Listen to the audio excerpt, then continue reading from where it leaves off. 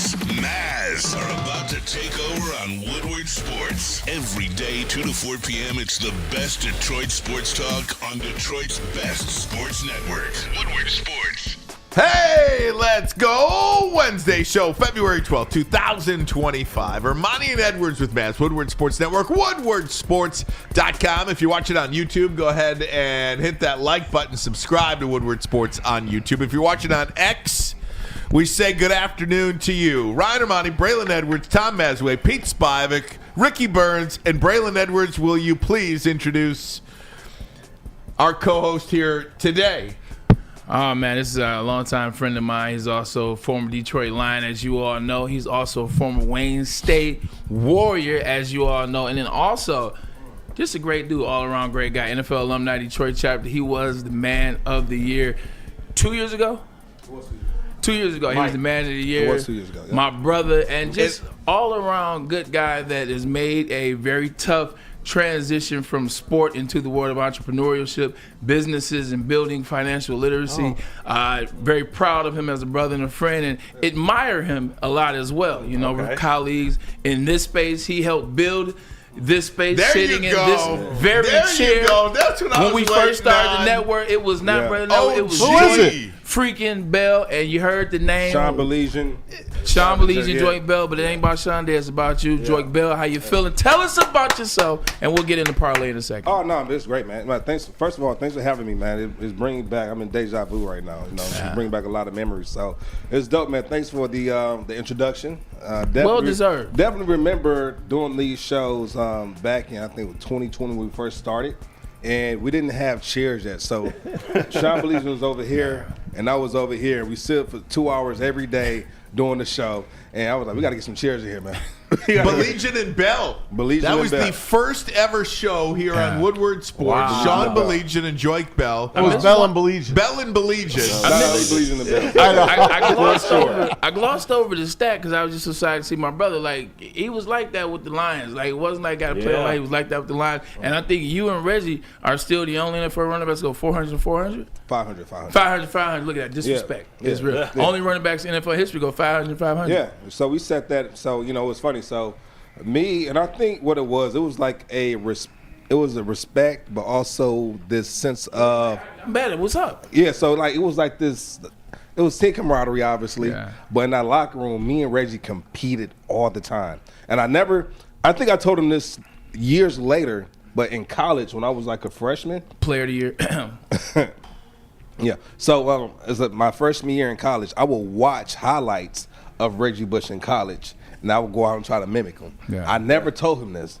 So when I went to the Saints, when I met him for the first time, he was the first person to stand up, shake my hand, welcome me to the Saints. And then when I came to the Lions, and then we ended up picking him up, I hadn't spoken with him since I left the Saints, but I was the first person to stand up and welcome him to the Detroit Lions. Full circle moment. And so when he got there, I mean, the competition started immediately. When I say competition, I mean we competed in everything, whether it was pool, ping pong. I couldn't beat him running, but you know I'm a race with you. You know, we got those 300 tests, 25 back. Oh yeah, that's where you shine. I'm running. I'm trying to stick with him when he's running those. Healthy competition is good. When it's healthy, right? And so, but we had that throughout our entire in the show. It showed with our play.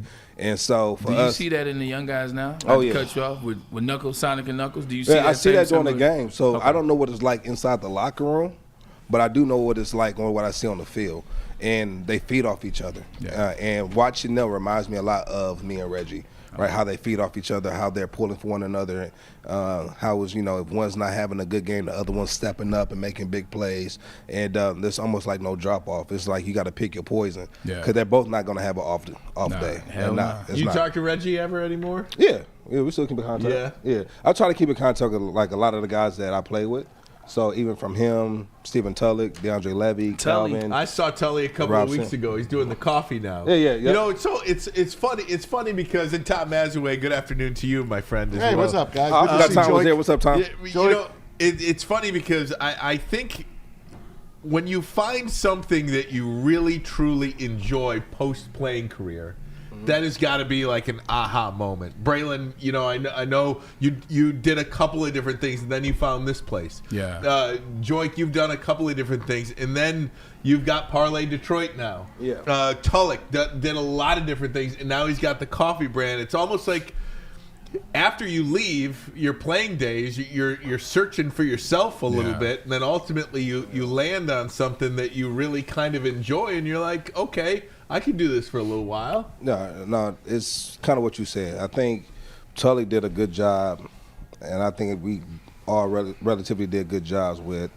doing different programs in the off season. As we continue to play the game, every offseason, the NFL and the NFLPA, they have programs that you can sign up for, whether it's sports broadcasting boot camp. Yeah, I did that. I mean sports media boot camp, whether it's broadcasting boot camp, business boot camp, internships, things like that. They even have like some that have acting school out in LA where you can go there. They pay for your housing. You pay a small chunk down, and then sometimes they'll even reimburse that money that you put down just to make sure that you're there and you're gaining everything that they're trying to teach you, right? Because what they want you to do is they want you to go out here and try different things so you can know what you like, because a lot of these guys, they've been playing ball their entire life to get here, so they don't know what they don't like outside of football. And so these different programs just gives players the opportunity to go out here and test the waters. And the best thing about that, Ryan, before you finish, is just that that's a locker room. That's a team with leadership, because the veterans on the team, they steer you in those directions. That's why it's important to have locker room like the Lions had at that point. I can't wait till we talk about Patricia and this Ohio State stuff. But when you have good guys in locker room, veteran guys, leader, they push you in these directions so that you can start to figure it out. Because like you said, a lot of guys, they start walking aimlessly towards the end of their careers and when they're finished. But if you're going through these programs, you start to see, oh, you know what? I kind of like business finance. I kind of like the elements of that. Or you know what? I like whatever it is, they had that program for you. But leaders, veterans, experienced, older guys, they push you in those directions. Now, Joique, walking back into this studio, do you have flashbacks or what? How do you feel about it? Because as you came in, you and Sean did your thing for a while, and then I think the next guy that came in was Tom Mazaway and Darren McCarty.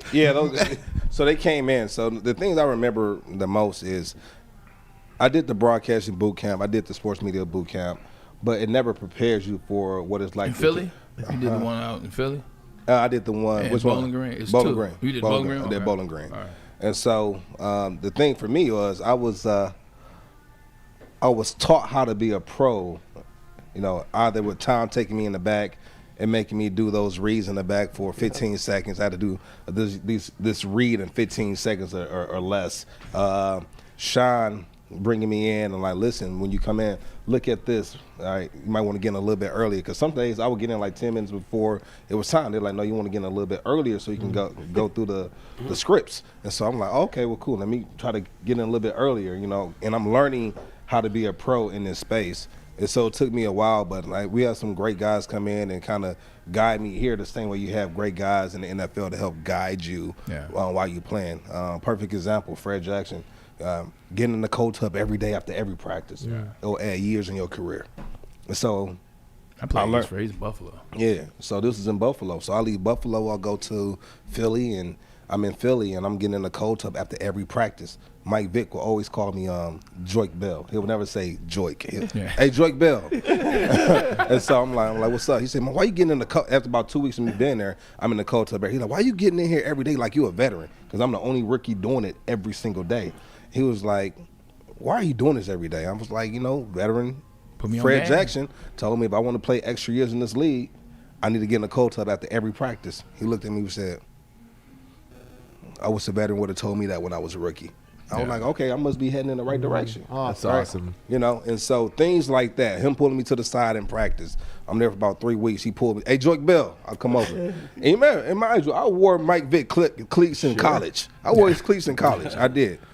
And he pulled me over. He said, listen, man, I've been watching you in practice. You remind me of like an Arian Foster, man. You just need your shot. You just need your shot. You nice. And I'm looking like, This is Mike Vick. This is Mike Vick talking, telling me I'm nice. What? Yeah.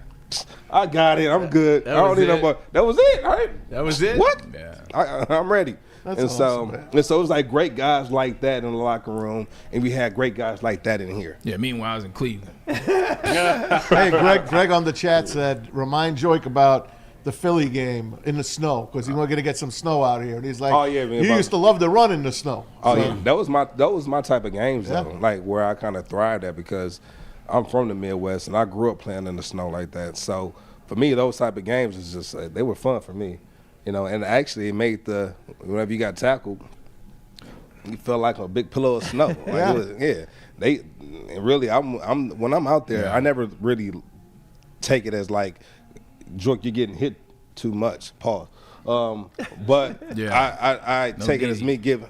I took it as me delivering the blow. So I never looked at it like, Joique, you're taking too many blows. I'm like, no, I'm delivering the blow. And that's kind of how I played the game. And for me, it kind of worked out better for me because we call that on our team. We used to call it free hurt. You can have that for free. We don't want it back. 100%. So. Tommy K on the chat says he saw you a couple times up in Benton Harbor working out. He's like, that man is a beast. The Harbor. The Harbor. The Harbor. Yeah, man. Good old Benny High. So Benton Harbor, man, obviously my hometown, man. I tell everybody, Benton Harbor raised me, Detroit made me. So How about that, man? Yeah. I remember the time you were in the studio, and we were all having a good time. And if you guys remember the one chip challenge, it was a chip that you took, one chip, like a Dorito. Yeah. And it had everything in it. It would like burn your insides out. Yeah. So we challenged you, and he's like, I'll do it. So we did it live on the air. You take this chip. We had the waters already. We had the no milk. water. You asked for milk. I asked for milk. You asked for milk. So we had the milk ready. You take that chip, and you're like, okay, it's good. Within 3 minutes, you were soaking wet. Soaking wet. You remember that? I do it was remember so that. funny. Yeah, I do remember that. And I was drinking the milk because you don't want to drink water with that. You want to drink milk with some type of acid to kind of break it down. And I'll never forget. I was tough in here. Yeah. I was tough. I get off the air. I remember. And I'm driving home, and I don't know what happened, but like my stomach just started burning on the inside. Yeah. No. I had to pull over. I pulled over and I didn't hear this part. No, I never Oh, told yeah. anybody this. I never told anybody this. I pulled over at the Detroit Zoo parking lot, and I threw up. Oh my God! Not because of the chip, but because I drank so much milk. Could you imagine I seeing drank so much Joique milk. I Bell? threw up all that milk. It's like 3 my miles down the God. road. Hands on my hands and knees. Oh.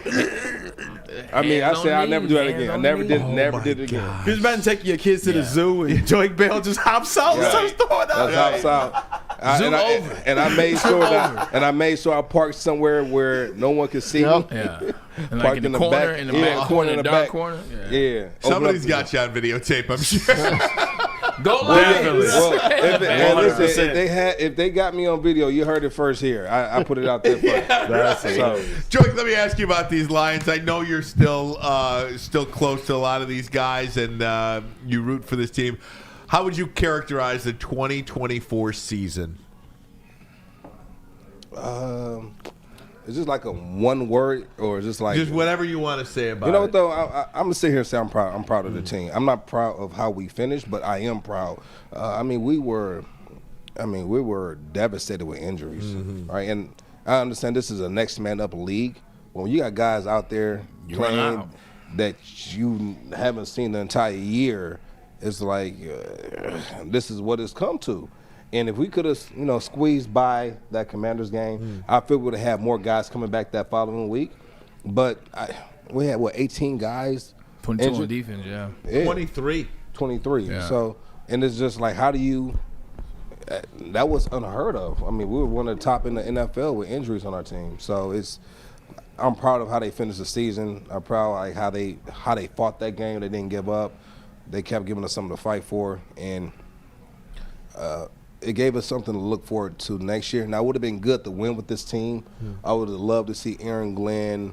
I would love to see Ben Johnson, reap some of those benefits on the reason on why they came back this season, because they felt like they had unfinished business here. And so I would have loved to see them, bring something to the city that's never been here before. right? And now, do I think that's out of the question now? Like, obviously not. I think we still have a lot of pieces and a lot of people coming back to be able to go back out here and do what we did last season, but this time, go farther in the playoffs, right? So I'm proud of the team. I'm not disappointed with them at all. I'm proud of what they've done. I'm proud of what they're building and what they've built there. So I'm not down. Joique, what year was worse? I'm sorry, Brian. Oh, go ahead. What year was more disappointing as a player? This year, or when they lost to the Niners, like within minutes of the Super Bowl? Last year. And the reason I say that because if you remember, if we talking about Bell and Belizean, or Belizean and Bell, we talk about the Belizean and Bell show. Back then, I projected in 4 years that this was the year that we were going to win the Super Bowl. Now, if we have 23, you can't project 23 guys. You can't project 23 guys being hurt. And 20, I was going based off what they were building, of course, right? And so, based off what they were building, I felt like if they had all those pieces, that they would have made me a profit.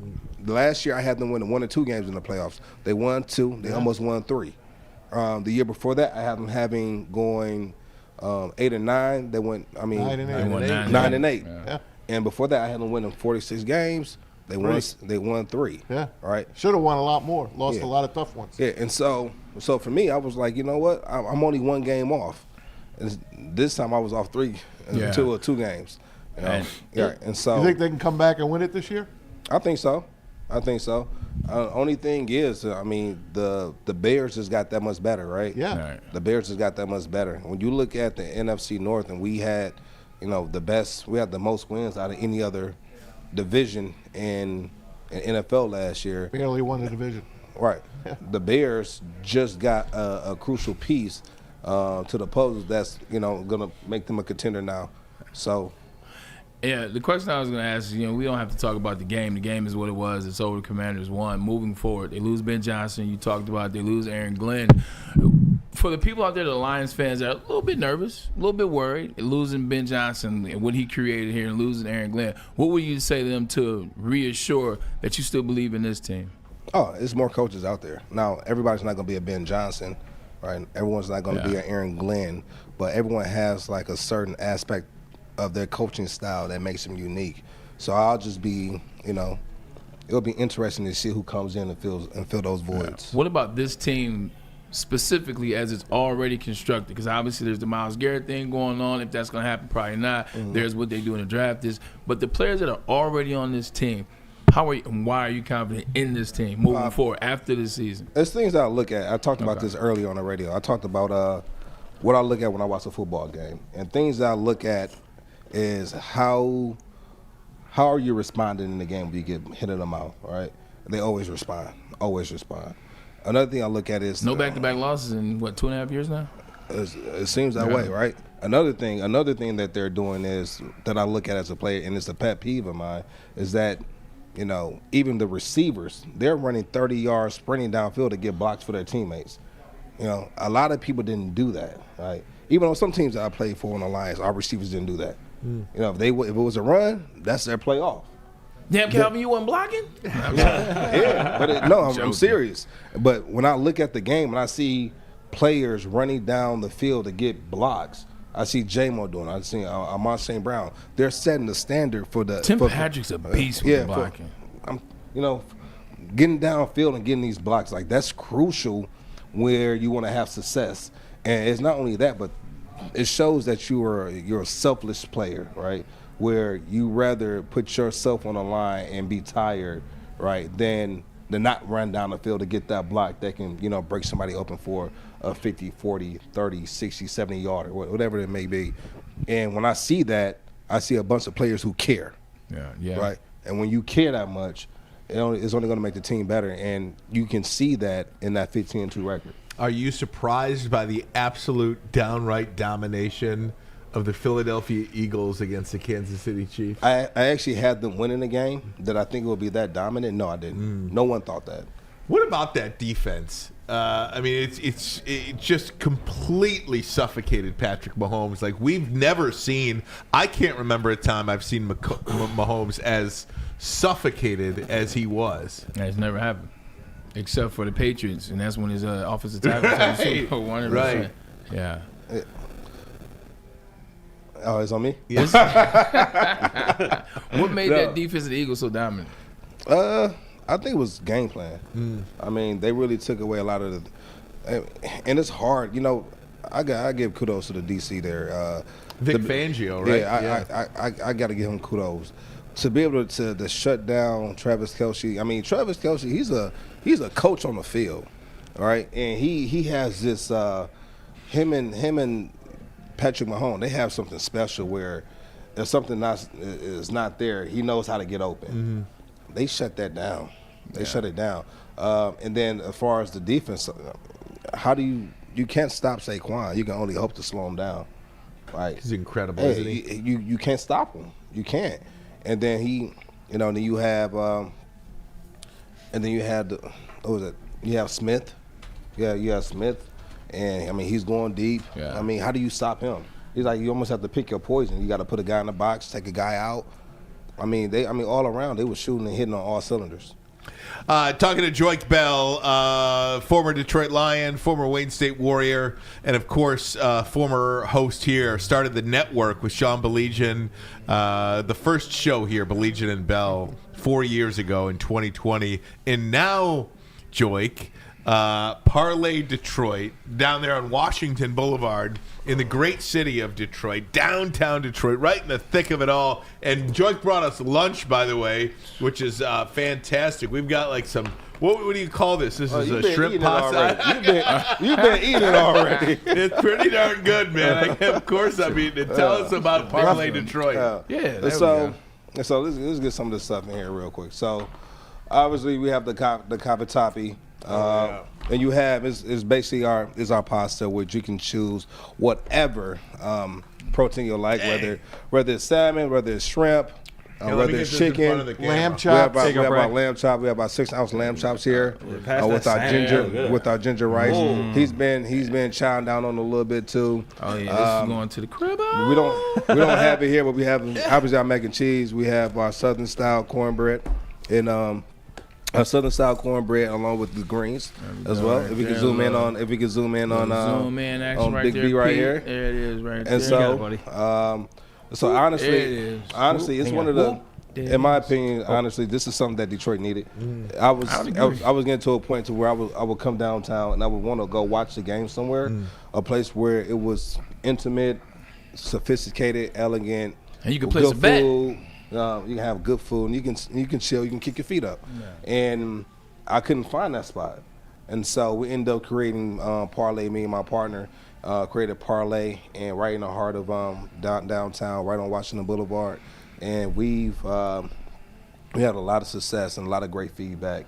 Honestly, I think right now we may be the hottest spot. I think so. In the city right now. A lot of people are talking about it, man. A lot of people are I talking love the about name. Love the name. Yeah, it's Parlay, so it's super dope, man. We've had so many great people come by, from Marlon Wayans to Kevin Hart, the Plastic Cup Boys, all the Lions players come through, from J-Mo, Zadarius Smith, Quad Muhammad, David Montgomery's been there, Kirby Joseph. It's a hot spot in downtown Detroit. Even like the basketball, even from the Lions coaches, the Lions coaches are in there, the scouts, the Lions scouts, the Pistons security are bringing their players in there as well.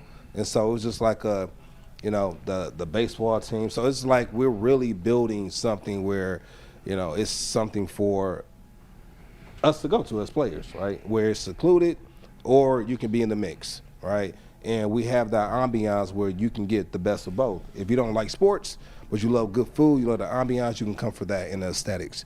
If you love sports, it's a great place to come enjoy the sports, sit back, watch the game, and have a lot of talent. And have a lot of talent walking around. And for Valentine's Day, too. And Valentine's Day is going to be one of our biggest packages. So we actually partnered with the Roost, which is right at the Book Towers. And so not only do you come in for a 3-course meal, you have two champagne toasts, or 2 drinks. And then you also have 2 tickets access to our Speakeasy Hidden, which is right underneath Parlay Detroit. Wow. And so you have all of that. And then after you're done doing all of that, you can drink as much as you want because you'll have a hotel room with your apartment-style hotel at the Roost, which is also right downtown Detroit. If you want to learn more about this package, just go to ParlayDetroit.com. So you've got a whole situation happening. It's a whole situation. It's a great time. Yeah, I like Joique, you might even be a better restaurateur than a football player. If you want to say that. I'm telling you, man, that sounds awesome. Yeah, so come on down to Parlay Detroit. So and real quick, so people understand. So it's really 6 concepts in one. So you have Parlay the Sports Bar, Parlay Detroit the Sports Bar. We have our Parlay to Go in the back. We have our cigar lounge coming online relatively soon. Oh, that's gonna be hot. We're putting in our patio probably sometime in the middle of next month. You guys will always be We'll busy. be open. We'll be opening up our patio for opening day, so we'll have that as well. Yeah. And then obviously we have our Speakeasy downstairs. And then towards the end, sometime in the end of this year, we'll be bringing in our sports betting. I'm glad you said you opened up an outside area, balcony area, because in Detroit, that's one of the big things. I'm born and raised here. Like, I've always come back in the summer times, no matter where I was. It's never anywhere to eat outside consistently and be outside besides the little area over there. So I'm glad you're putting something outside. Oh, yeah, for sure. Yeah. Joique, all the best, my friend. Thanks for having We me. love having you in Always studio. great Thanks being for here. lunch today. Again, Appreciate it. if you want to be a part of the Boots. Valentine's package, again, ParlayDetroit.com. Check out ParlayDetroit.com. It's on the chat. Pete put it in the chat. Okay, Pete put it in the chat. Yep. Still some spots available for Valentine's Day. And then outside of Valentine's Day, look ahead to opening day and all these different things How to was be the a part Super Bowl of. turn? Not to cut you off. Did you have a big thing for the Super Bowl? You guys do? Yeah, capacity. Okay. So, and that's another thing that I'm a like about opening up the patio, because we hate turning people away. Sure. But Yeah. sometimes we have to turn away more people than we let in. Which You got to keep it sexy, you know? Yeah, gotta keep It it sucks, sexy. but keep It it sucks. Keep but it it's sexy. happening. Pause. Good job. Thanks, Joique. All right. Thanks for having me, Thanks, guys. Joique. Joique. Thank you, man. Guys, we're talking more Lions coming up next. Dave Birkett, Detroit Lions beat reporter for the Detroit Free Press. We'll get to him momentarily, but first, a message from Caesars. After you get done visiting Parlay Detroit, you can make a parlay by scanning that QR code above my head and open up your brand new Caesars Sportsbook account. When you do scan that QR code above my head, use the code word Woodward1000 to open up your brand new Caesars Sportsbook account. Deposit $20, at least $20. Make a bet of $20 or more. If your first bet happens to lose, you'll get your first bet back as a bonus bet up to $1,000, but only if you scan the QR code above my head and use the code word Woodward1000 to get your brand new Caesars Sportsbook account. We'll be right back. No one gives away more cash and prizes than Woodward Sports. You don't believe us? Here's our latest $10,000 winner. You know, you guys posted, hey, if you guess all this stuff right, we'll give it's $10,000. I'm like, okay, well, why the hell not? And the winning doesn't stop there. How about our Outkick Your Coverage winner? I think you won. This guy's got a hot girl. Bigger prizes, bigger giveaways, cash, merch, tickets, and more. All from the biggest sports network in Detroit. No one does it bigger and better than Woodward Sports. Make sure you're following, liking, subscribing on Instagram, Facebook, X, and YouTube for your chances to share in the winning. From Detroit's #1 sports network, Woodward Sports. Stop searching for a vehicle and start finding one. Les Stanford Chevrolet Cadillac makes it easy. We harness the power of multiple dealerships and own the biggest selection of GM brands in the area to get you the car you need. With the Les Stanford Group, you'll have access to 4 different dealerships, providing you with more makes, more models, and more choices. We're connected to more than 1,000 vehicles, and with so many high-quality CPO vehicles available, you'll find new car quality at pre-owned prices. You can start and end your search at lesstanford.com today.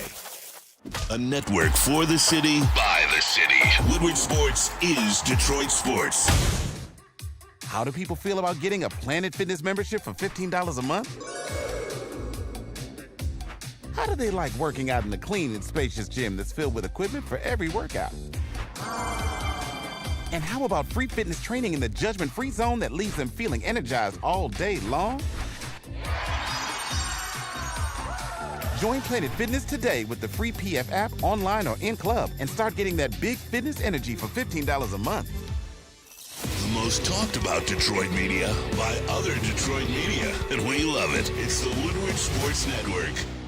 Walk into any Lady Jane's Haircuts for Men today. Open 7 days a week. Sit back, relax, and enjoy precision haircut, scalp massage, hot leather neck shave, and hot towel treatment from one of our talented stylists. Step up your game this season and take advantage of our $20 haircut special.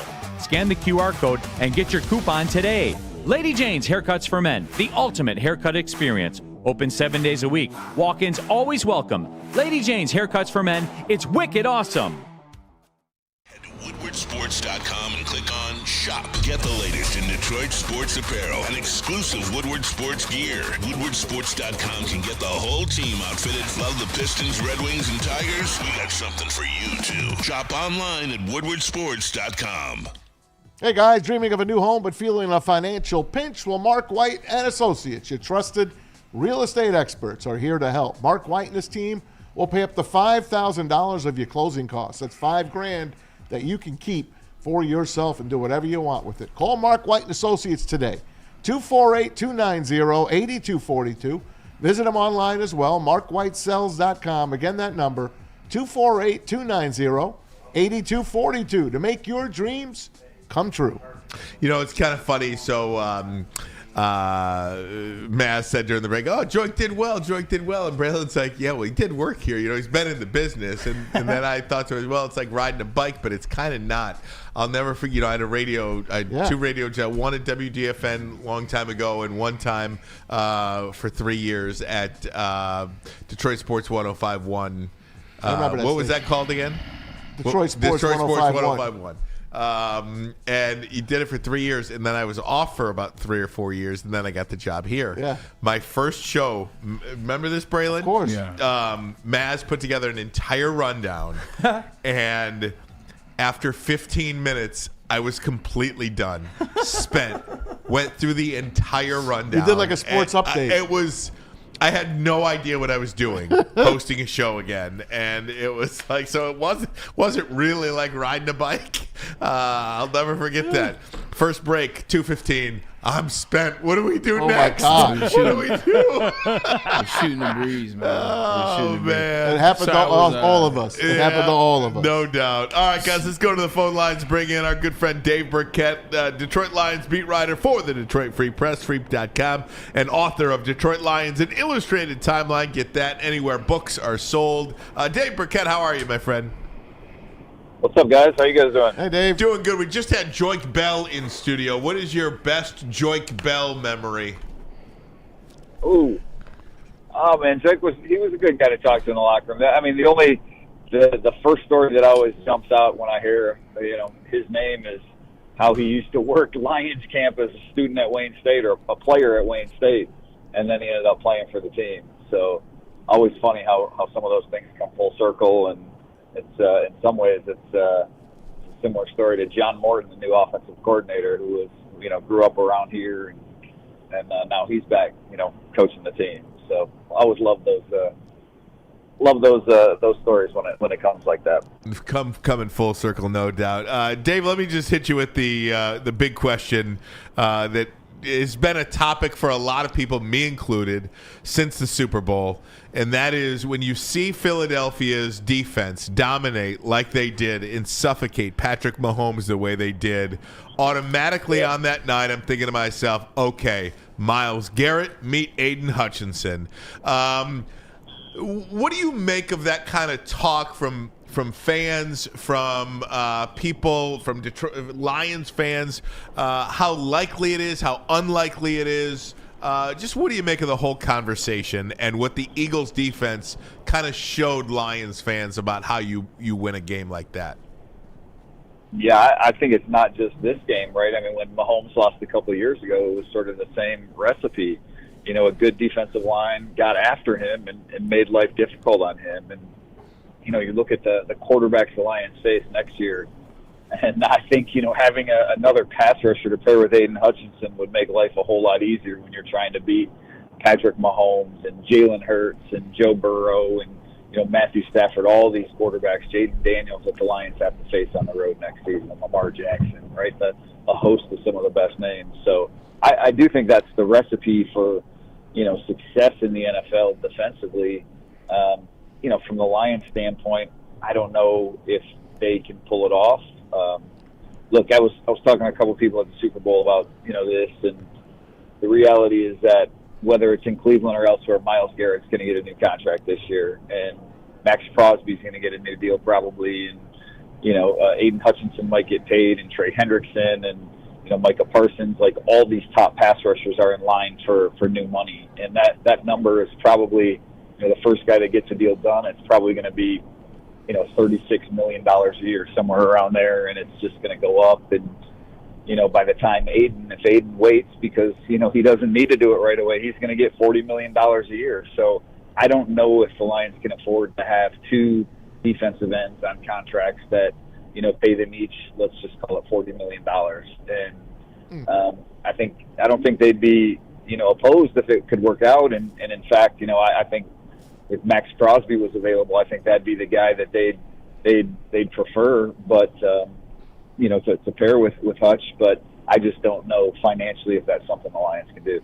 Dave, and we really haven't. It hasn't been a situation where the Lions have been this close to a Super Bowl, obviously, before, maybe in our lifetimes. But is there a thought that the Lions are one player away?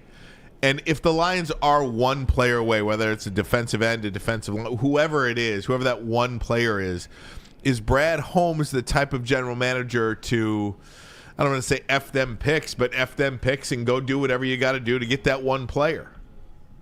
Yeah, I'll answer the second question first. And I do think he would do that if he thought there was that player out there that, would put them over the top or make that big of a difference. And that's why I wouldn't discount the talk of, adding one of these elite, pass rushers, because I could see him do that. I don't think he's scared of that move. I don't think as good as he's drafted, I don't think he would be afraid to give up picks. And in fact, he's moved up to get guys, right? The deals that he's made to get Jamison Williams and, Zadarius Smith obviously wasn't a high pick, but he hasn't been afraid to deal some of those picks. So I don't think he would have any problem doing it if everything worked out both from a player standpoint, a fit standpoint, and what it meant long term, cap wise for the team. So, and what was the first part of that, Ryan? I'm sorry. just are they one player away? Is there a belief that they're one player away? The one thing about that with Joique in here, you almost forget that they did have 23 guys on IR. It's almost like they're going to get all these guys back, and it's going to feel like a new team a little bit, like a free agent signing almost, with all the players they get back. Well, look, I think, certainly I and probably you guys in there and a lot of fans out there listening, we maybe look at it a little bit different. Go get them. That one guy could be the piece that puts you over the top. I'm all for that. I always have been. When it comes to acquiring some of that elite talent. But, Brad has always sort of, distanced himself from that one player away, and our window of contention is now. And, I think a lot of us can look at the way the Lions salary is structured and their salary cap and all the money that's coming due in 2026 and say, man, there could be some issues down the road, and you might as well, take a big swing now. I don't, the sense that I have is the Lions don't look at it that way. They think they're going to be here and be contending for a long, long time. And so I think they push back a little bit on that being one player away. But I don't think that would preclude them from making a deal either. Dave, always a pleasure to have you on the show. Just a quick question. Last year there was tons and tons and tons of momentum for the Detroit Lions, tons of excitement. They win 12 games in a row. They win 15 games out of 17. They break the franchise record. The fans showed up in droves to come see the Detroit Lions. The momentum and the noise and the crowd and the cheering, it was everywhere. Losing to Commanders in the first round of the playoffs for the Lions, at least because they got a bye. How does that energy look next season going into the season? Is you going to see the same excitement around the game, fans paying all this money because the ticket prices are going to go up? Will you see the same level of excitement? And if not, what week can you get back to it? Or what does the record have to be for you to get back to that excitement? Because we all have to admit that excitement last year, not a lot of fans, not a lot of cities, not a lot of arenas see that level of excitement for an NFL franchise. Can they get back to that? Yeah, no, I agree with you that that was pretty unusual, and I sort of have my doubts that they will get back to that, at least on that level of what it was like the last 2 years. And look, it was 2 years ago. I think it was maybe people thought, hey, the Lions are a little bit ahead of schedule, and look at how great they are. They beat the Chiefs, and maybe this could be a special year, and everybody wanted to be a part of it. And then they came so close in 2023 that last year everyone just assumed, it's their year. We're going to the Super Bowl, and you win 15 games, and it looked like it was going to stack up that way. And now I think there will be more of a, okay, we've done that, show it, prove it to me before we get to that level with our belief. And that's not to say they wouldn't be confident or shouldn't be confident, fans that is, in what the Lions can be. But I do think that you can only sustain that level of excitement and anticipation for so long.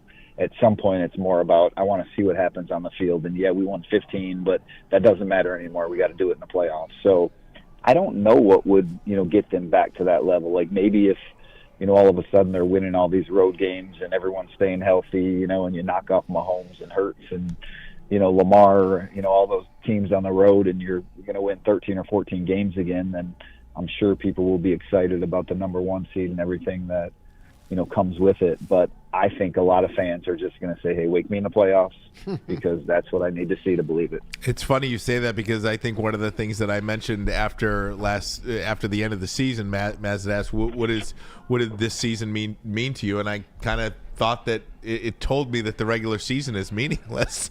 It does feel like a little bit of just get in. Yeah. I did want to mention something just to piggyback off of what Braylon said about momentum and this lack of momentum that is with Detroit Lions fans right now, and perhaps a little bit, maybe even amongst the players or the organization, maybe not, but certainly among the fans with the playoff loss and the coordinators and the coaches and all of these things. How much more momentum would be lost? Forget about Myles Garrett not coming to Detroit, but what if he goes to Chicago or Green Bay or Minnesota, or heaven forbid Washington, who I think is going to be a tremendous team, formidable team. I've heard rumors about the Eagles trying to do this. So, Mass, being from New York, is always talking about Red Sox and Yankees. And even if the Yankees didn't need a player, they would sign the player just so the Red Sox didn't get him. Yep. I mean, do you kind of feel like that, whether it's Garrett or Crosby or whoever, if these players are going to be on the move, what do you got to do to make sure that you're not competing against them twice a year? Yep. Yeah, no, maybe a little bit. I mean, but I think, the Lions have a good enough roster and a good enough team that they're going to be in the mix no matter what. The only thing that's going to hold them back is another slate of injuries. They have some, there'll be some hurdles with the coordinator changes and some things they have to get used to, but the roster itself is good enough that they should be one of the best teams in the NFL. Now, look, if all of a sudden you're playing Myles Garrett twice a year and he's in Chicago and he makes a big play to beat you, I do think people will say, man, it could have been us, right? And maybe that goes for whatever team that he goes to, that will be in the back of people's heads. But the Lions aren't going to sit pat. They're going to make some moves this offseason, and I think they'll do.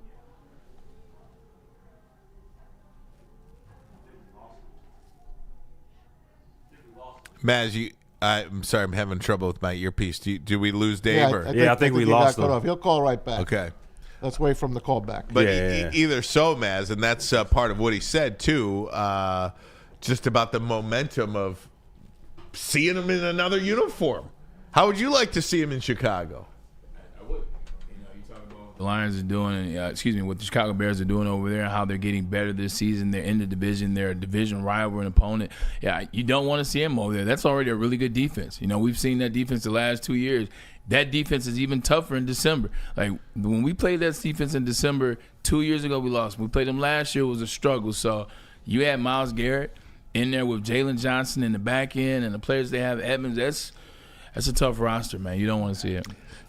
Whether it's Myles Garrett or Max Crosby Montez or Montez Sweat or any of these bigger names, and I'm specifically talking about Max Crosby and Myles Garrett. Like, why would you keep these guys? What is the reason to keep them? It's time to rebuild for those teams. Because Cleveland has said we are not trading Myles Garrett, and they've repeatedly said they're not trading Myles Garrett. And ESPN was talking about this morning how even internally they are saying they are not trading Myles Garrett. Ugh. So is that a little bit of posturing? Are they waiting for somebody to knock their socks off for the deal? You've heard Myles when he spoke at the Super Bowl. They asked him, "Hey, what if they don't trade you?"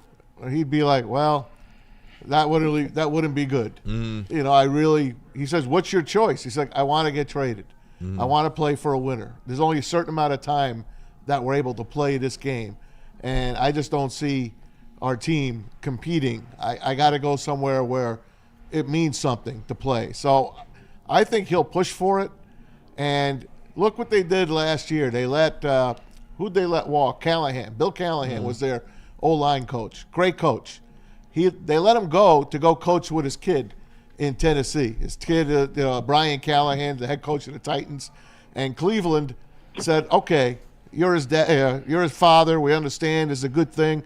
Go on over there." I'm hoping they'll do the same thing for Myles Garrett and take care of him and trade him to Detroit. Yeah, I think it's also Is Dave back, by the way? No. Not yet? It's important to try to look at it that way. You're absolutely right. We keep looking like he's going to go to the Commanders or the Bears or the Packers or hopefully He said he's back on, by the way. Detroit Lions, but Cleveland does not have to let him go. He's on, he said. Dave, are you there? Can you? Yeah, I'm here. Can you guys hear me? I got you. Okay.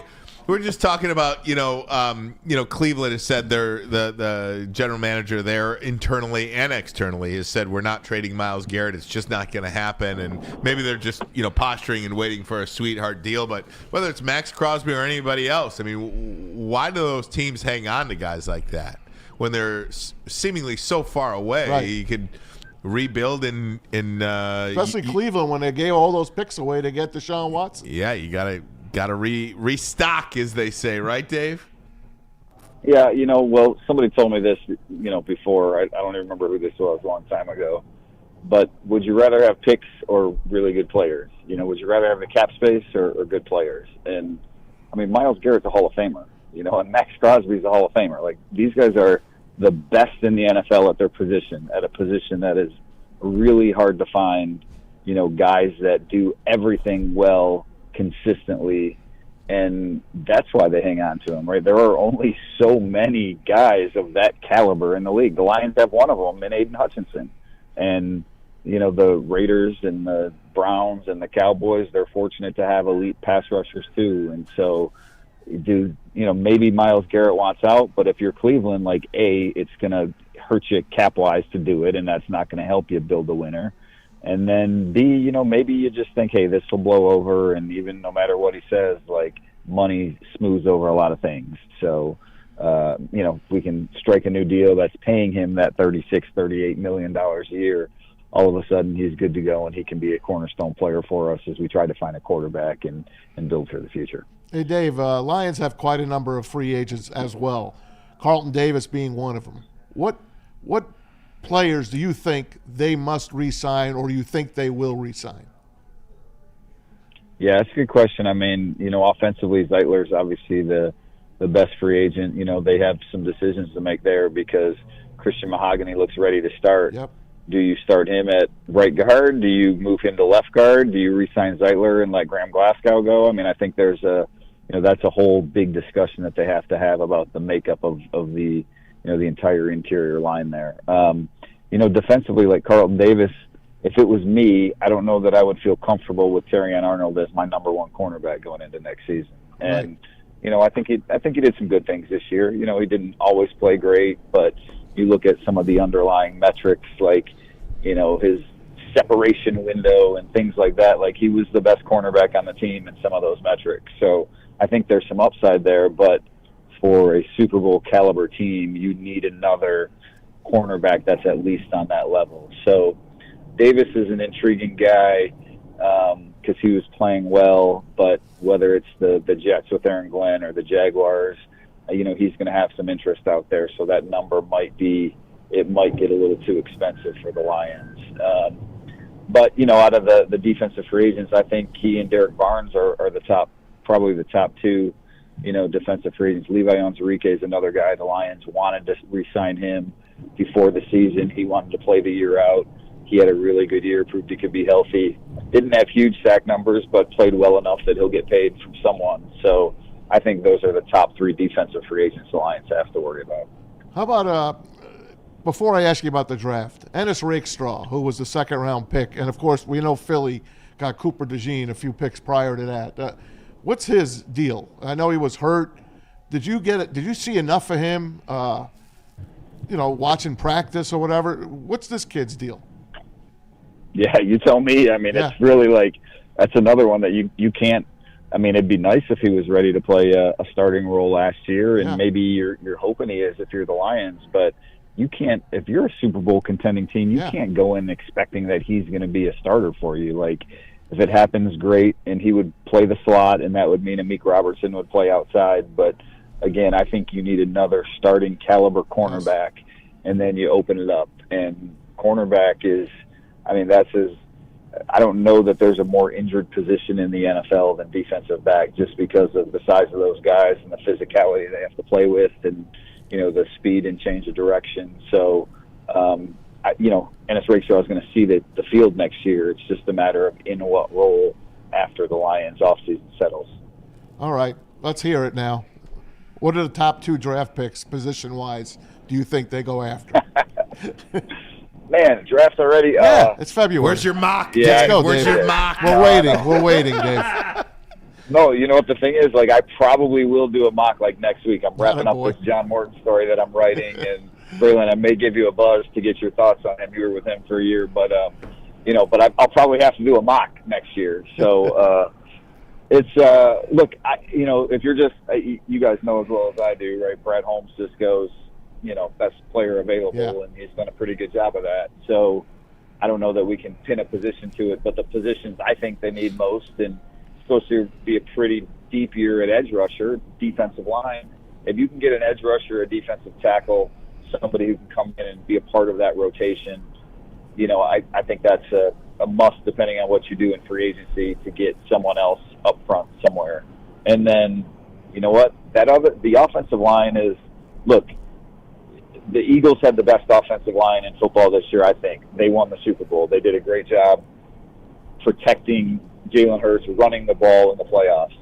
The Chiefs, why they didn't win as much as anything was because that offensive line fell apart. So if I'm the Lions, I want to make sure that somewhere, I'm grabbing another young offensive lineman that I think can be a part of my rotation or eventually be a starter for me in the near future. You got Mahogany and Manu waiting.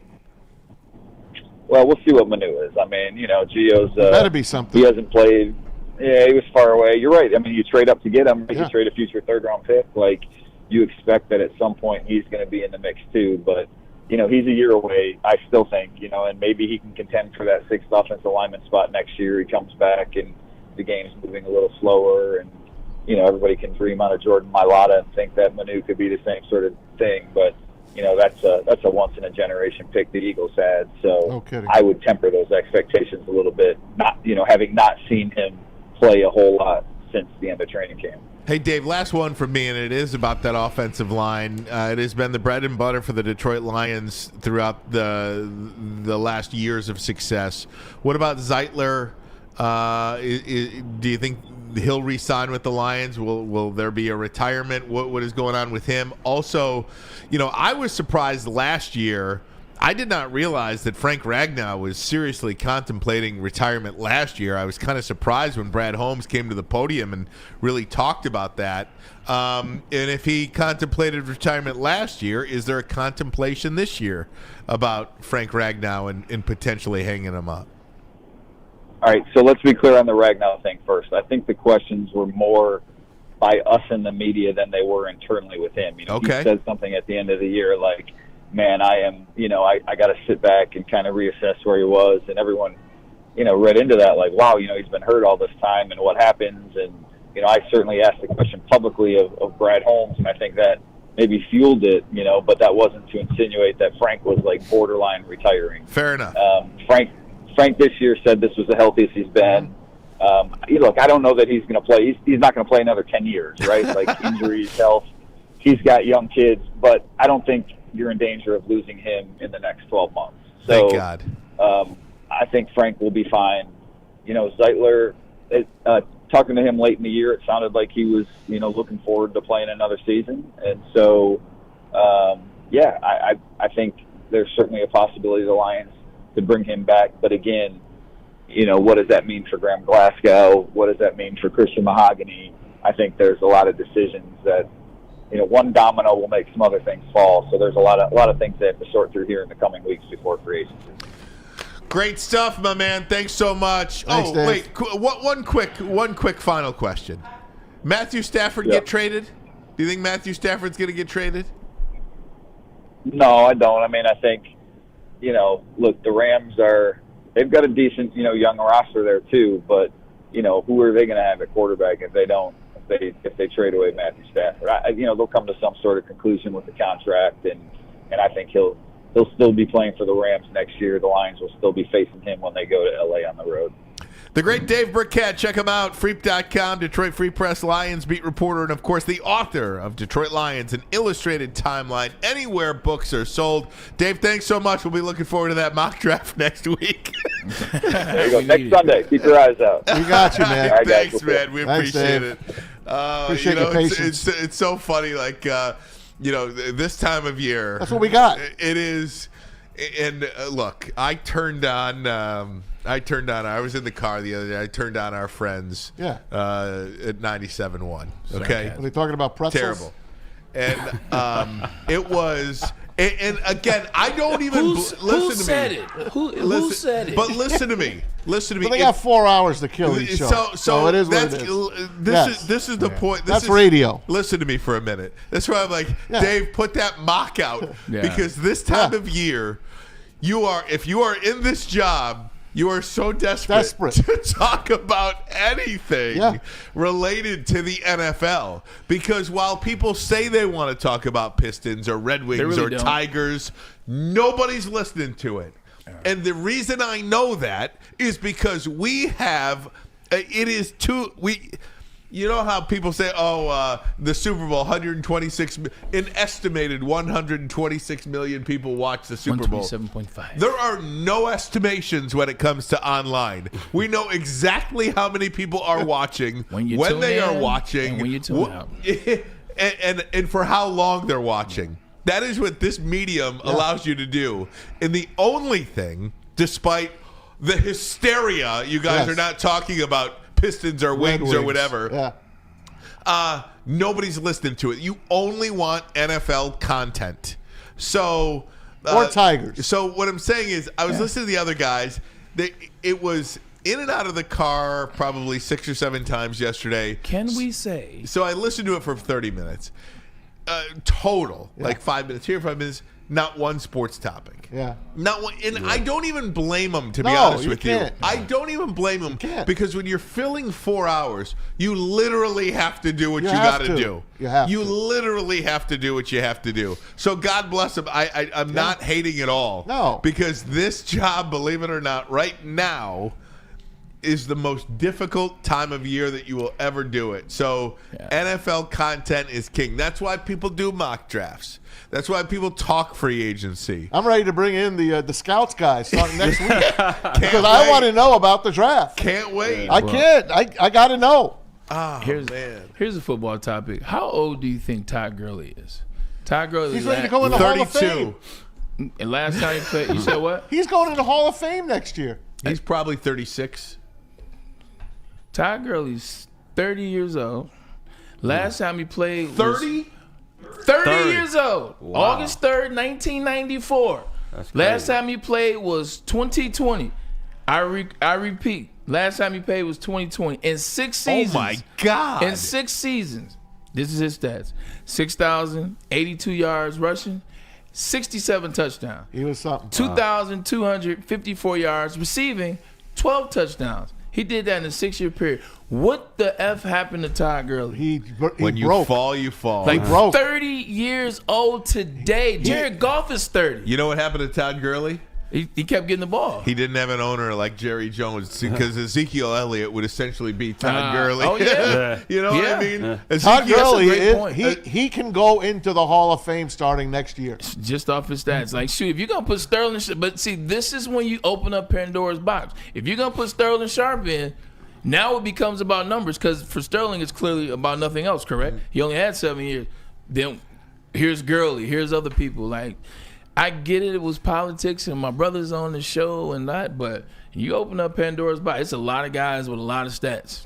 Guys, I got to get a break in. More NFL coming up next. Also, Michigan, Pistons, and a little Wings, too. We'll mix it all in. Tigers, pitchers and catchers officially reported to Lakeland today, even though they've been there for the last couple of days. But all that and more, hour number 2 straight away. But first, a message from Planet Fitness. Time to get in shape in the winter so you look good in the spring and the summer. Planet Fitness can get you there with over 50 metropolitan Detroit locations. It's the gym for you. It's clean, squeaky clean even. And there's trainers with every membership that you can purchase. And there's no judgment. You know, I think that's what it comes down to. There's no, I promise you, this is the judgment-free zone. Literally. And also, it's fitness that fits into your budget. We don't want to crack you over the head, man. We want it to be affordable. So it is. Come down to Planet Fitness where your fitness is essential. Big injuries, big news. Twice a week, Dr. Jeff Pierce from Michigan Sports and Spine joins Woodward Sports Network for the Injury Insider Report. Big D Energy Tuesdays at noon, and Ermanni and Edwards with Maz Thursdays at 3:30. Get expert analysis and in-depth breakdowns on the latest sports injuries from the man trusted by top athletes in the community, like D-Mac.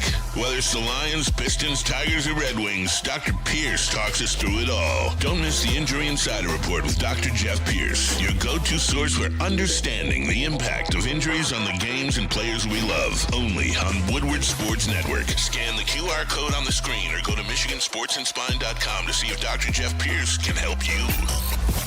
Stop searching for a vehicle and start finding one. Les Stanford Chevrolet Cadillac makes it easy. We harness the power of multiple dealerships and own the biggest selection of GM brands in the area to get you the car you need. With the Les Stanford Group, you'll have access to 4 different dealerships, providing you with more makes, more models, and more choices. We're connected to more than 1,000 vehicles. And with so many high-quality CPO vehicles available, you'll find new car quality at pre-owned prices. You can start and end your search at lesstanford.com today. A network for the city, by the city. Woodward Sports is Detroit Sports. How do people feel about getting a Planet Fitness membership for $15 a month? How do they like working out in a clean and spacious gym that's filled with equipment for every workout? And how about free fitness training in the judgment-free zone that leaves them feeling energized all day long? Join Planet Fitness today with the free PF app, online or in club, and start getting that big fitness energy for $15 a month. The most talked about Detroit media by other Detroit media, and we love it. It's the Woodward Sports Network. Walk into any Lady Jane's Haircuts for Men today. Open 7 days a week. Sit back, relax, and enjoy precision haircut, scalp massage, hot leather neck shave, and hot towel treatment from one of our talented stylists. Step up your game this season and take advantage of our $20 haircut special. Scan the QR code and get your coupon today. Lady Jane's Haircuts for Men, the ultimate haircut experience. Open 7 days a week. Walk-ins always welcome. Lady Jane's Haircuts for Men, it's wicked awesome. Detroit has the best sports fans in the world. That's why they deserve the best sports coverage in the world. We are the Woodward Sports Network. Hey, gang, let me tell you about Lady Jane's Haircuts for Men. It is, first of all, wicked awesome. And by the way, I got a great cut today. Is this the best cut you've ever seen in your life? I got a hot leather neck shave, scalp massage. I had it all worked out today. Pause. I mean, fantastic. Lady Jane's, we take the chore out of getting a haircut. Talented stylists will deliver an industry-leading haircut, relaxing scalp massage, hot leather neck shave, and a hot towel treatment. Open 7 days a week. Walk in anytime. Lady Jane's Haircuts for Men. It's wicked awesome. Wicked. How you guys doing? Hour number 2 of the program. That was quick. Ricky, you good in there, man? I feel like I haven't said hello to you today yet. Yeah, you've been talking on the phone all day and stuff. No, I'm good. I was actually, let me get down here. I was actually just trying some of the salmon from the parlay. Oh, yeah. Yo, perfect spice level. I don't know how y'all are into food. Perfect hell spice yeah. level. Spicy sandwich. Yeah, not too much, and a mac and cheese. Out of here, man. Out of here. Let me get a reservation. I love it. I love But I'm it. good. I'm good. I'm good. Okay, good. Pete's barbecue good? Doing well, man. Just enjoying a great show so far, boys. You're doing well. Let me tell you a little secret about brothers. We always gonna defend our own. I don't care if it was bad. It's amazing. Oh, listen. It's amazing. Now, Nah, I'm messing that with I have no idea. I have no dispute. That, let me tell you, What? if there's one thing amazing. that I know, I stick it's together. that. I got your back too. bro. I know you do. I know you do, but I'm Lebanese. You're my brother. Exactly. I love it, guys. I wanted to mention this. I wanted to mention this because I didn't ask Dave Birkett about it, and I meant to. But on the St. Brown podcast, did you see what Amon-Ra and St. Brown said? Yeah. I thought I had it right there. I but got it right here. I got it right here. Amon-Ra St. Brown wants the Eagles to face a real team like Detroit on opening night. Quote, "You would see what could have happened in an NFC championship with a healthy defense, how that bleep operates." End quote. You know what? I love it. I picked that yesterday. I said that's going to be the opening day. Didn't I love tell you it. that? Schefter says it's Bears. He believes it's Bears Who the hell and wants to Eagles. watch But that? I called I'm Bears. telling you, I I was think watching the Lions, Bears. man. Lions. I don't like it. It ain't the Bears. I don't like it. I don't like the comment. Like I'm all for. Let me stand back. They didn't play the Eagles. This would be different if they would have played the Eagles and the defense wasn't been right and they got cracked. They played the Commanders and lost. And you can say, well, if the defense would have been there, we don't know if the defense would have been healthy. You would have beat that Eagles team. In my opinion, no. I don't care who was healthy, including Aiden Hutchinson. What I saw from this Eagles team in this Super Bowl. So I don't like it. Like if they would have played the Eagles and they wouldn't have had a healthy defense, and I'd be like, you know what? Hell yeah. Tell them what it is and you'll get an opportunity. But you didn't play the Eagles, you played the Commanders. Full speed, I think you still lose to the Eagles. So I didn't like it from that regard. But I mean, this is I would have thought. I thought the Lions offense could go against the Eagles defense only because. I think the Lions defense could have hung with the Eagles offense because I believe they take away the run. I think you could stop Saquon, keep him under 100 yards.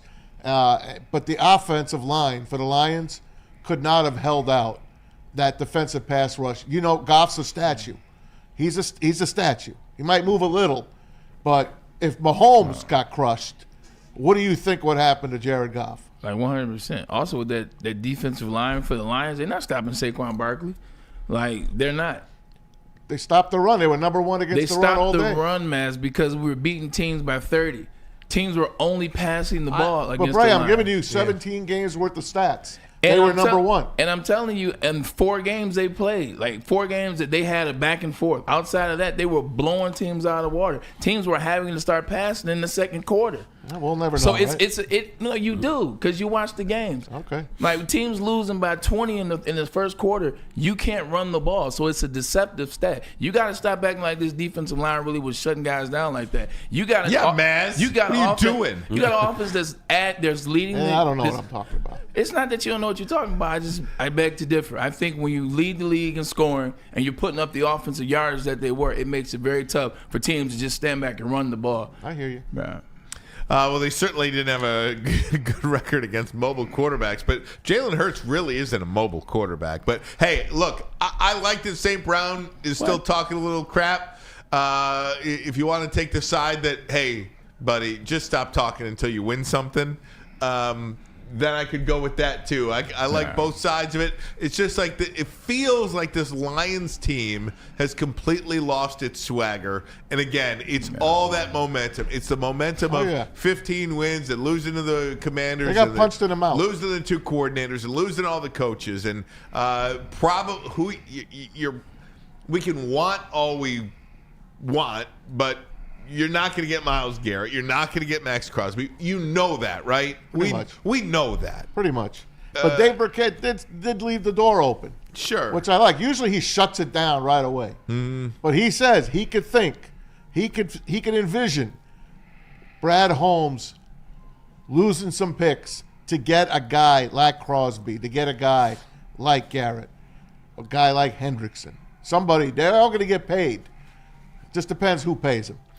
And I think Lions at Philly would make the most sense. I still don't think people care about Chicago or There's who also Chicago the Rams. is. There's also the Commanders, but that would be a rematch of the NFC Championship game. I don't think anyone wants to see that as the opener. Unless Myles Garrett goes to the Commanders, and then That's true. Now we're talking. All bets are off. That's right. All right, Braylon, let's put a pin in the NFL talk for a little bit.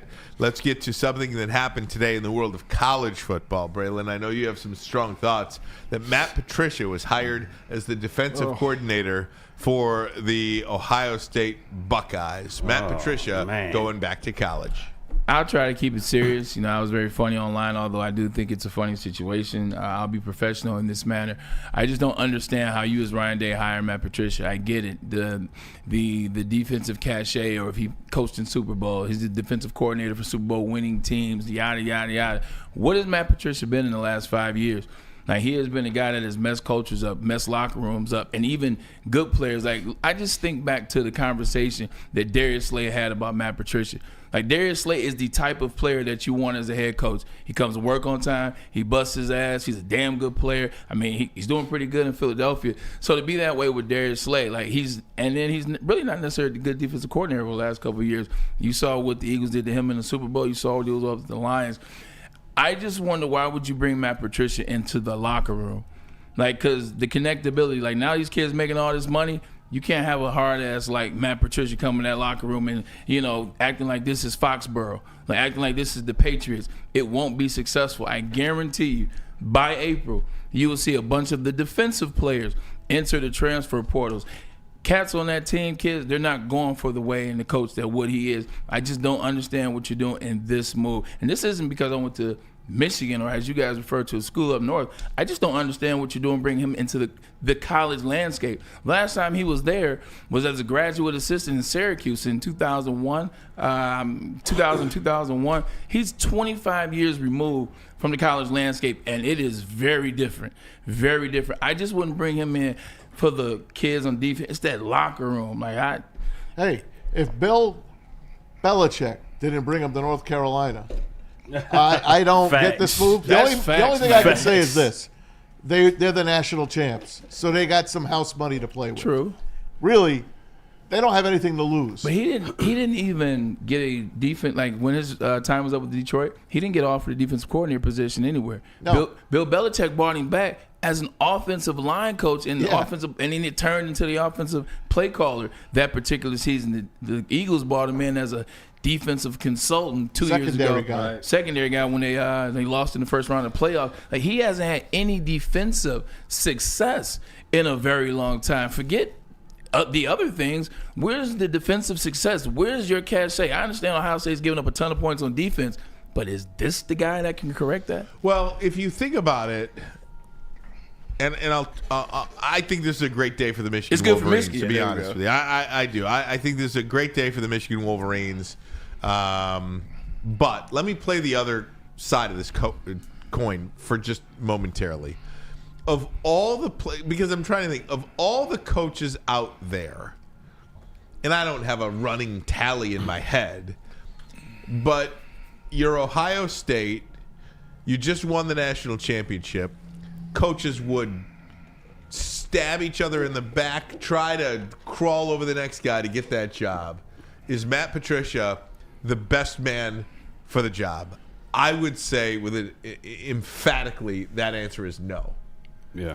But Ryan Day must see some. Ryan Day's doing this for a reason. He kind of reminds me of Ryan Day. They're both like villains. Yeah. Right. This was a villainous move. Yeah. Right.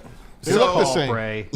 He's doing this for a reason. But does Matt Patricia, and I do believe people can evolve. I do believe that. I like to believe that people, for the most part, are good or have good in them than bad. When Matt Patricia was here, he was a horrible person. Yeah. He was a terrible person. He was a tyrant. He was a jerk.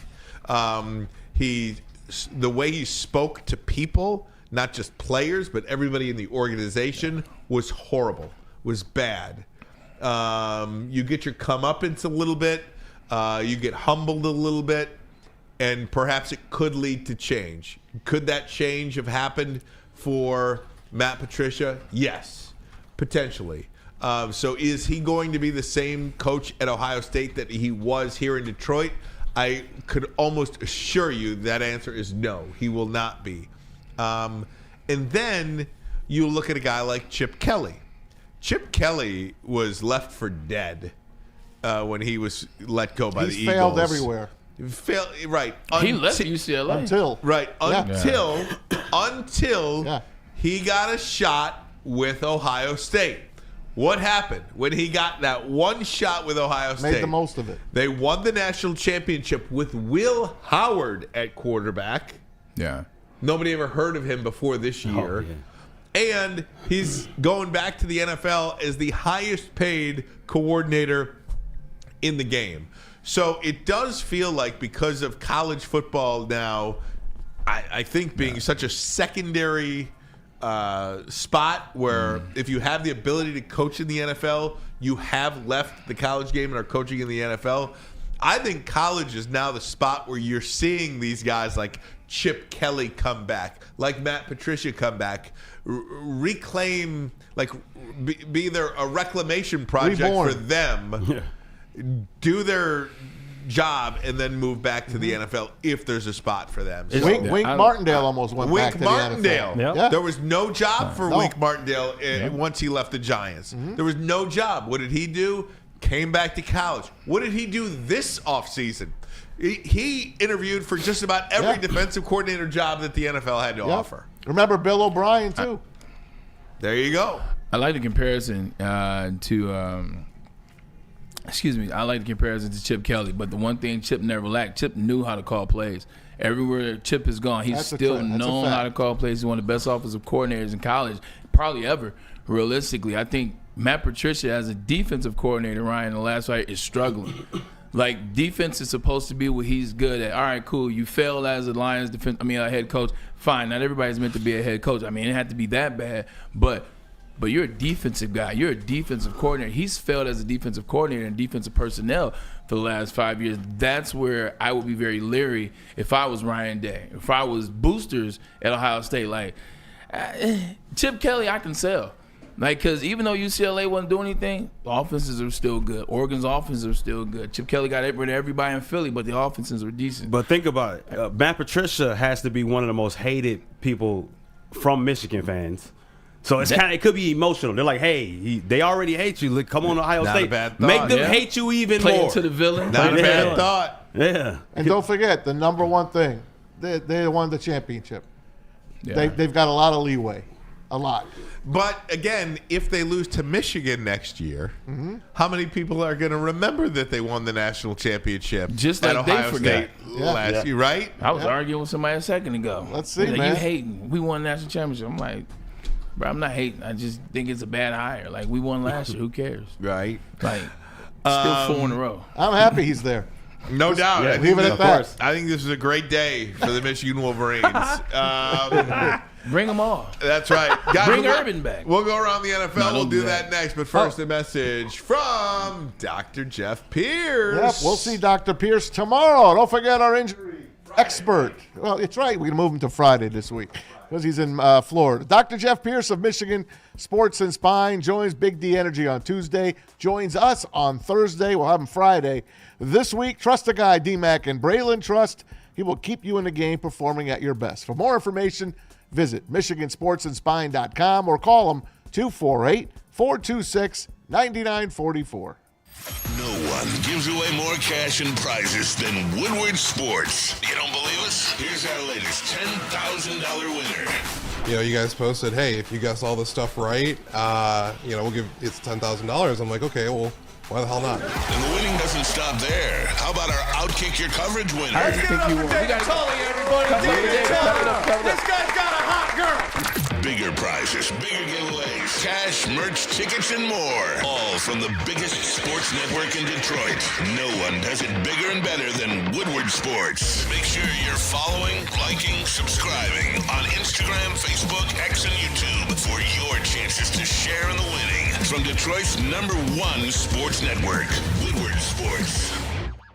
Stop searching for a vehicle and start finding one. Les Stanford Chevrolet Cadillac makes it easy. We harness the power of multiple dealerships and own the biggest selection of GM brands in the area to get you the car you need. With the Les Stanford Group, you'll have access to 4 different dealerships, providing you with more makes, more models, and more choices. We're connected to more than 1,000 vehicles. And with so many high-quality CPO vehicles available, you'll find new car quality at pre-owned prices. You can start and end your search at lesstanford.com today.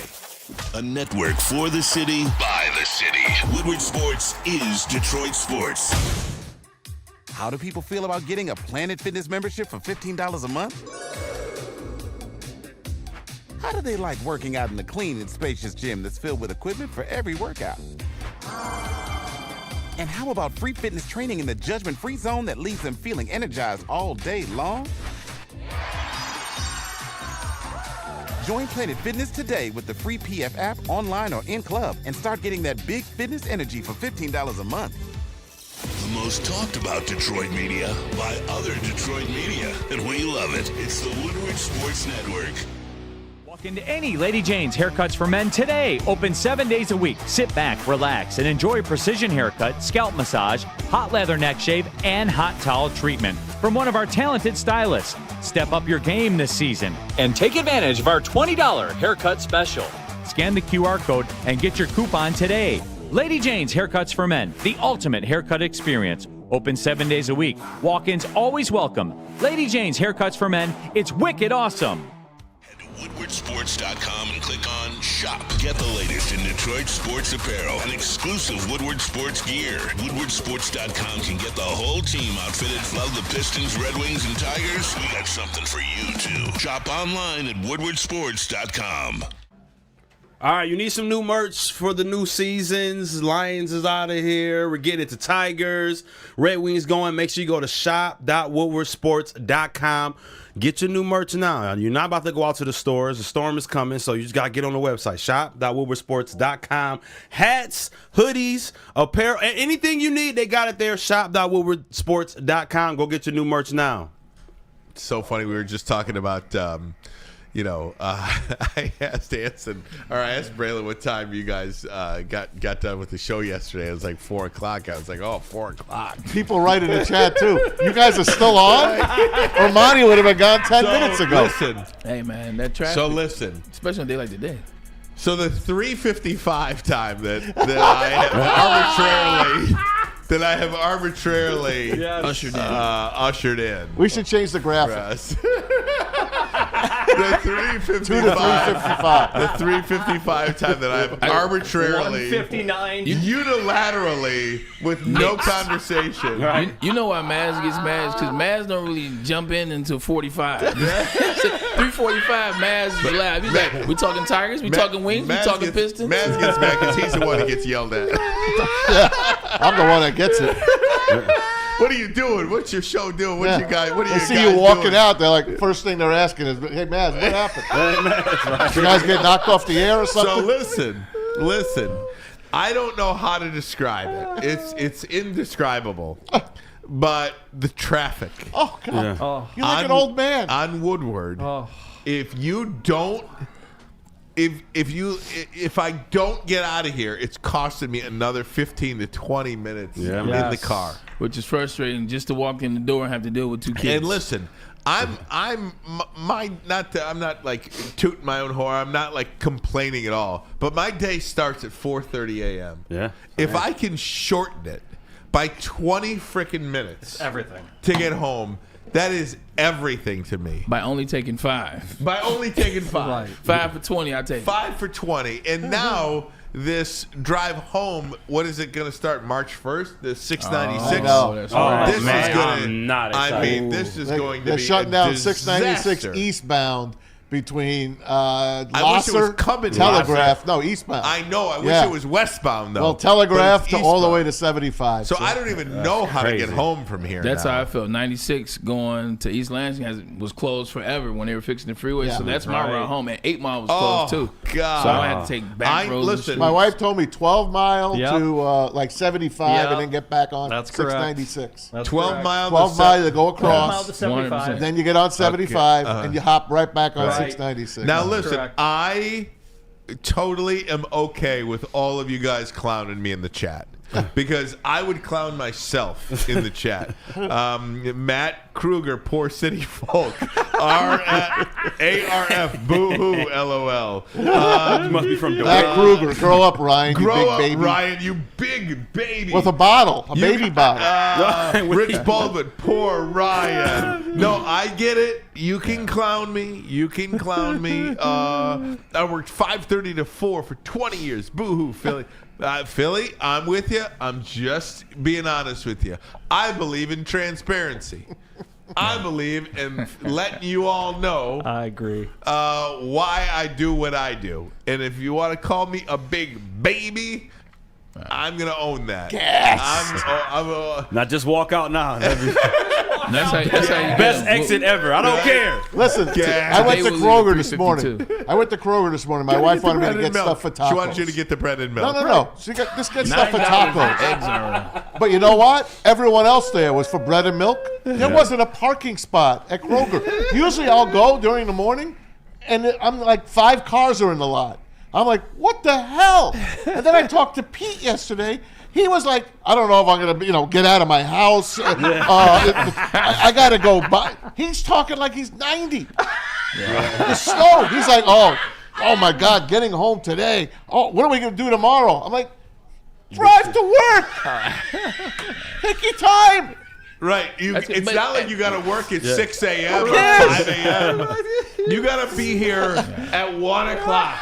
Okay? My family's going to be off again tomorrow for the 30th time this year. Man. Schools are going to be closed. It is what it is. Right. There'll be less cars on the road tomorrow. Amen Easy. to that. That's good stuff. We're all grown-ups, right? Take your time. Drive slow. Take your time. That's it. We're all grown-ups. Take it easy, man. tough when By you the drive way, off. I love everybody in the chat right now, and I deserve it. I do Read deserve more, it. Ryan. I know I'm a wuss. Okay? I know it, and I embrace it. Problem It's is, fine. we need more of that. Like the people in the chat and just people in general, you need to be more transparent. You need to be able to say how you feel. See, you can take a level from Ryan. At the end of the day, he's like, look, this is what it is. This is how I feel. So nothing you say in this chat will bother me because There you I've go. already accepted this is who I am. A lot of people out there just accept who you AC are. says get a jetpack. Right. Ooh. And I will say, you're doing it respectfully in a fun way. of course. You're calling me names in a fun way. You That's big good. baby. Right. That's fun. I love it. I love it. Somebody call Ryan, Peter this is from Steve-O, baby. Ryan, I wake up at 6:15 in the morning on Mondays and Tuesdays just to go to work, and I'm at work by 7:30 and I leave at 3. 6:15 would be like sleeping in. Yes. That is my weekend. Day starts at 4:30. I sleep in till 6:15 on the weekend. What is your official sleep in? Like on Saturdays. If I could get to 6:30, it's good. Come on, man. Yeah. You're actually getting out of bed at 6:30? Getting out of bed at 6:30. Wow. You used to get up before 30. Like I know, but still. you Think about that. Well, I did it. I've go- done it in the past. I'm still sleeping at 10. But 10. On the weekends. Oh my For sure. God, I haven't seen 10 o'clock. I don't do since- that. I'm getting either. up to go to the gym every morning, like 6:45, What- 7. So like on the weekends, like for me, I'm getting up at 8:30. Okay, what time do you wake up like during the week, like regular? It depends what I got to do. If I'm going to another job, I'm up at 7:30. Okay, so what time do you sleep till on the weekends? 10 o'clock. Okay, so that's two crazy. and a half Unless hours. I'm working on Saturday and I'll be up at 8. Then. Okay, that's not what I'm asking. But you're 2.5 hours more. Yeah. Yeah. That's the same with me. Oh, I know. You know what I mean? That's what I'm saying. It's 2.5 hours. And I know that the morning when you wake up and it's still dark out Oh, and I your love it. family's Horrible. sleeping, It's the worst. There's nothing harder. Actually, I to me, love it. to me, it's peaceful. I have a cup of coffee. Yeah, I have love it. Quiet. You like it too, Like, Ricky? Yeah, I'm a 3 a.m., 4 a.m. wake up. Oh, wow. For Yeah. what you got going on at that I love time? it. Go to the gym, and, Okay. and everyone's still asleep. No one's bothering you. No one's asking for anything.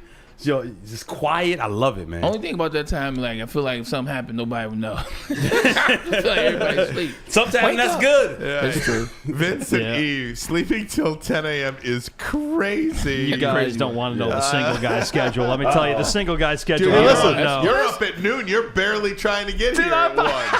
I sleep until at least 11. Oh Hey, my God. Full disclosure, when we first started the show in 2021, I was dialed in the beginning. Like once the football season was over and we got to this point, which would have been February, March of 2022, I was getting up at like 12. I was waking up at like noon. Yeah, dude. Throw some water in my face. Yep. All right, let me look at Mads and run down real quick. Listen to me. If you gave me a shot every morning to sleep I'm whenever single, I man. wanted to, I'm sleeping till 11 o'clock. Attaboy.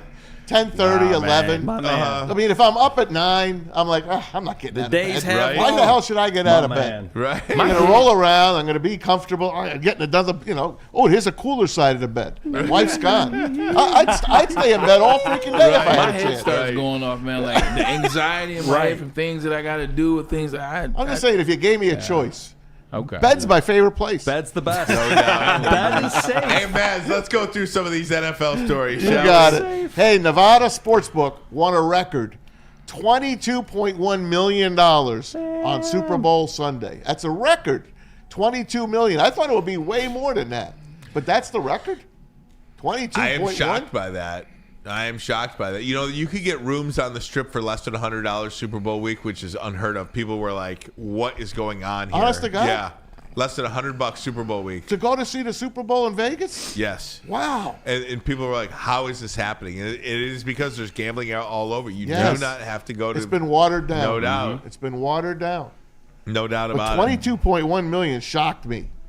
I'll tell you that, man. All right, let's move on. Let's go to Dan Orlovsky, one of our favorites. One of Yep. my favorites. Gotcha, buddy. I love watching Dan Orlovsky on ESPN. Obviously a former Lion. I love his takes. And I think maybe he might be deciding, I don't know if I want to do this anymore. He might want to get into maybe coaching. He wants to get paid. He does? I think he wants to get paid. Here he is from just a couple of days ago on Get Up, talking about, I'm taking a break, guys. You guys know this is the end of the season for me, certainly for RC as well. I'm taking a break, won't be on TV for a long time, but just want to say thank you to guys, Stephen A. Miles, Shannon, for a great season. Love being with you guys. I love y'all.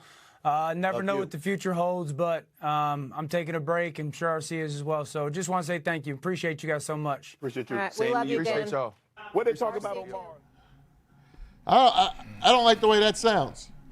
Does that mean that ESPN is cutting who I think is one of their stars on this?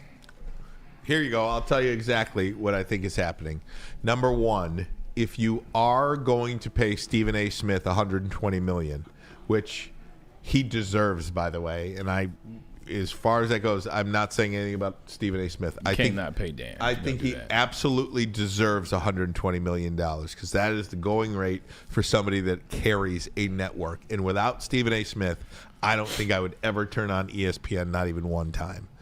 Number two, when you do make a decision to pay only two people, Pat McAfee and Stephen A. Smith, you don't have money to pay anybody else. Right. So if Dan Orlovsky feels like he's getting the short end of the stick when it comes to a contract, there are enough ways now. It used to be ESPN and nobody else. If you didn't get that national job at ESPN, there was nowhere else to go. Now you could do anything you want. He can come to Fox Sports. He would be fantastic at Fox Sports. He would be fantastic on Fox NFL Sunday as some of these older guys start to maybe retire. He would be fantastic doing games in the booth.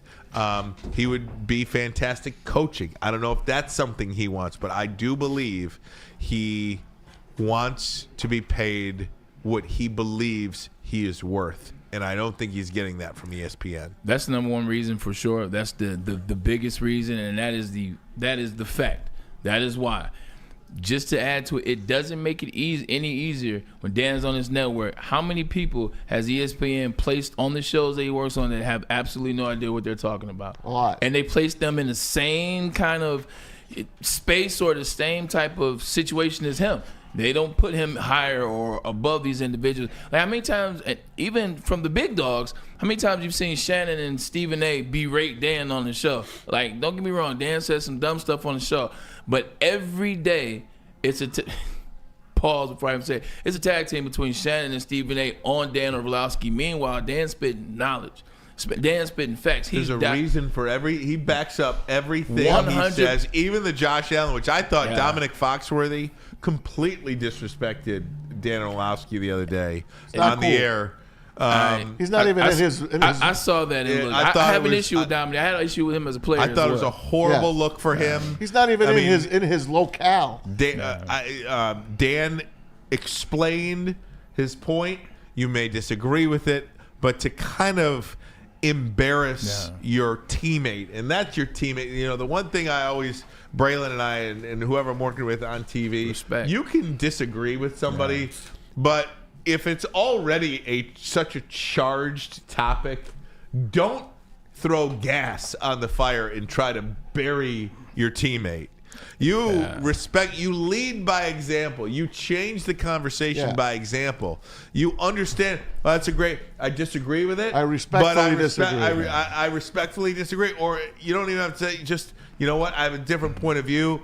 I know you see it like that, but this is why I would have voted another way. It was completely disrespectful. Maz kind of put me on game as it relates to, because I've always watched the First Take, and it's just a part of watching sports. You know what I'm saying? Especially you have playing sports, been on the show. But Maz pointed out I hated those shows. He said, "Look, I hate those shows. I don't like them." He said it's argumentative, it's back and forth, it's yelling. He said, "If I want somebody to yell at me for 4 hours, I can talk to my wife." And like once Maz said that in 21, I started paying attention to the show differently. I'm like, damn it really is like, and eventually that energy has become the show. So everyone that's on there, they have an element of that, of cut you off, or you're not talking this, or talking at you, and eventually it gets to a point where it's going to get heated. Someone's going to get disrespectful, or it could even get worse. So, like, to your point, I'll watch some Stephen A. Smith here and there when it's major topics, like Luka getting traded. Like, all right, what Stephen A. Smith got to say, I want to hear it. But to your point, I now don't like yelling. That's why I try to get better on this show. I'm not doing that kind of show. It is annoying. Except when it comes to the Lions' run game. The defense, their rush defense. Rush defense. That's right. Screw that rush defense. I looked at some stats. The Lions pretty good last year. Playing Lions with pretty you, good Bray. last year. Hey, man. They were pretty good. It's all good. Yeah. Hey, the 49ers, by the way, and we talked about Deebo Samuel yesterday as one of the most disappointing players fell off a cliff of this year. He fell off the cliff. I only remember one Deebo play from last year, and that's when he caught the pass against Seattle on the sideline, split the two, and scored like a 60-yard, because I was like, I don't see Deebo running for 7. That was it. The 49ers have told him, go out and find a trade partner. He's not going to be with San Francisco next season. No. Deebo Samuel, the guy that was on Wide Receiver, the Netflix special, one of the guys, one of the top guys in the league, he's gone. I know where he's going. Where? We talked about it when the Kansas City Chiefs played against the Eagles. Oh, there you go. The Eagles didn't fear anybody on that offense. They didn't fear not one person, including Patrick Kelsey. Including Travis Kelsey. Deebo Samuel, KC. And you get Xavier Worthy now is in year 2. He gets another off season with Patrick Mahomes. He'll be a different weapon Rice next year. back. You still have the other tight end. I can't think of the boy's name, number 84. No, Gray. But you had Deebo Samuel. He's perfectly fit. He's basically a much better version of Mikael Harden. Like, that's the type of role that he played, the quick flips, the things, the tosses, reverses like that, but he's also a dynamic receiver. If he could get to KC, I think that could be a major move for Patrick Mahomes and Andy Reid. Pretty interesting stuff. And then, speaking of wide receivers, Devontae Adams, you see the team that is the favorite to get Devontae Adams? Green Bay, no, I'm joking. I did not. I almost called Raiders? them San Diego. The LA Chargers. That's a good one. And the number 2 team to get Mr. Devontae Adams. The other team in LA, the Rams. Ugh. Why can't he just stay with the Jets? They don't want him. They probably don't want him. You know who else they don't want? Aaron Rodgers. And you know what? Listen to this. Aaron Rodgers, as we know, is not going to be a Jet. But the Jets, when they were talking with him, said, if you want to stay here, you've got to dump the Pat McAfee show. What? So I cannot believe that. You can't do that. I cannot believe whatever the other stuff was. It's being here. Like, the other stuff was being here. Like, what was one of the major storylines with the Jets last year is he was over in Europe when the team was in not training camp, but mini camp and OTAs. Like, How are you the quarterback and you missed minicamp and OTAs? He was overseas essentially, so that was also a big one. Be here when you're supposed to be here. If that was the main sticking point, though, I don't even think you need to introduce the Pat McAfee show as something that's not even a part of the conversation then, because you stop at you have to be here. That's where the conversation stops. Yeah, you're right. You know what I mean? I feel like that's a little bit soft from the Jets. If it's to Aaron mention Glenn a podcast. That podcast is decisive. He gets on there. He says a lot of things that stir up a lot of conversations. And then when you get in the locker room, you're essentially for a whole week are talking about something that Aaron Rodgers said that had nothing to do with the game plan, the opposition, the opponent. And now, I'm telling you, that stuff builds on locker rooms. It builds on teams. And maybe so, but chances are, and I don't know this, but chances are you're not telling Garrett Wilson he couldn't do Club Shay Shay weekly, or you can't go on Ryan Clark's, but you can't do the pivot. Garrett Wilson. You cannot do the pivot. He doesn't do it. So. Well, I mean, I'm just saying, like just mentioning podcasts of NFL podcasts. If you're going on there, like, look, there's podcasts, like Equiminius and St. Brown. They do their podcast. Like, it's a good podcast. It's fun. Like, they never go over the line as it relates to stuff that you're going to talk about outside of football. They'll say some stuff on there. You're like, did you hear that? But it's never anything to where, as a head coach, I know that I now have to come to the facility and deal with something that is not football related. Like Micah Parsons does. Now that's one. I wouldn't have a problem with the next head coach. Well, Brian Schottenheimer. Yeah. But I wouldn't have had a problem if Jerry said, look, you got to shut it down. Yeah. I wouldn't have had a problem. Or you have to shut down certain That's a great one. That's a damn good one because he's decisive. You can't lay out your teammates. 100%. Yeah, that's a good one, man. Yeah. And I agree. I think that one's too divisive. I keep saying decisive. That's a good example. No doubt. Yeah, that's a good example. Hey, the NFL Europe again. Here we go. Call me with that one. NFL's going to Dublin, Ireland, guys. Dublin, Ireland. And the Pittsburgh Steelers are the favorite to play the first game in Dublin, Ireland coming up this season. Is that the Irish horseshoe? And it makes sense. We all sit and hate the overseas games. We all do because they're not good. The field's never good. You hate getting them 4 a.m. 100%, like the different times, the actual field, the gameplay, how your team comes back and it takes them 3 weeks to get back on. But somebody said something made a lot of sense. Look, the NFL owns America. Like, owns America. They put out a horrible product last year, and it was the best season in NFL history statistically and money-wise. If you own America, and you own, expand. Go as far as you can, and that's where NFL is. Like, they're going to go as far as they can. They'll be in every country back. That's what the British said. All right, guys, I got to take a break. One more break. When we come back, I want to get into Michigan. I want to get into the Pistons. Go Blue! I had to look at a couple of different spots last night. I was like, is this a real score? The halftime score of the Pistons game was what did I tell you about these guys? 71-29. We'll get into them next, but first, message from Left Stanford Chevrolet Cadillac Buick GMC sign and drive sale. Get a 2024 Envision, $239 per month, or try out a 2025 Sierra Crew Cab Elevation for only $249 per month. Don't forget about the 2025 Hummer EV SUV, $789 per month. Zero security deposit, zero do-it signing, zero first payment, zero acquisition fee. Get to Les Stanford today. Check out their massive inventory or click on that QR code above my head right now. Les Stanford Buick GMC, LesStanford.com, LesStanford.com. Big injuries, big news. Twice a week, Dr. Jeff Pierce from Michigan Sports and Spine joins Woodward Sports Network for the Injury Insider Report. Big D Energy Tuesdays at noon, and Ermanni and Edwards with Maz Thursdays at 3:30. Get expert analysis and in-depth breakdowns on the latest sports injuries from the man trusted by top athletes in the community, like D-Mac. Whether it's the Lions, Pistons, Tigers, or Red Wings, Dr. Pierce talks us through it all. Don't miss the Injury Insider Report with Dr. Jeff Pierce, your go-to source for understanding the impact of injuries on the games and players we love. Only on Woodward Sports Network. Scan the QR code on the screen or go to MichiganSportsandSpine.com to see if Dr. Jeff Pierce can help you.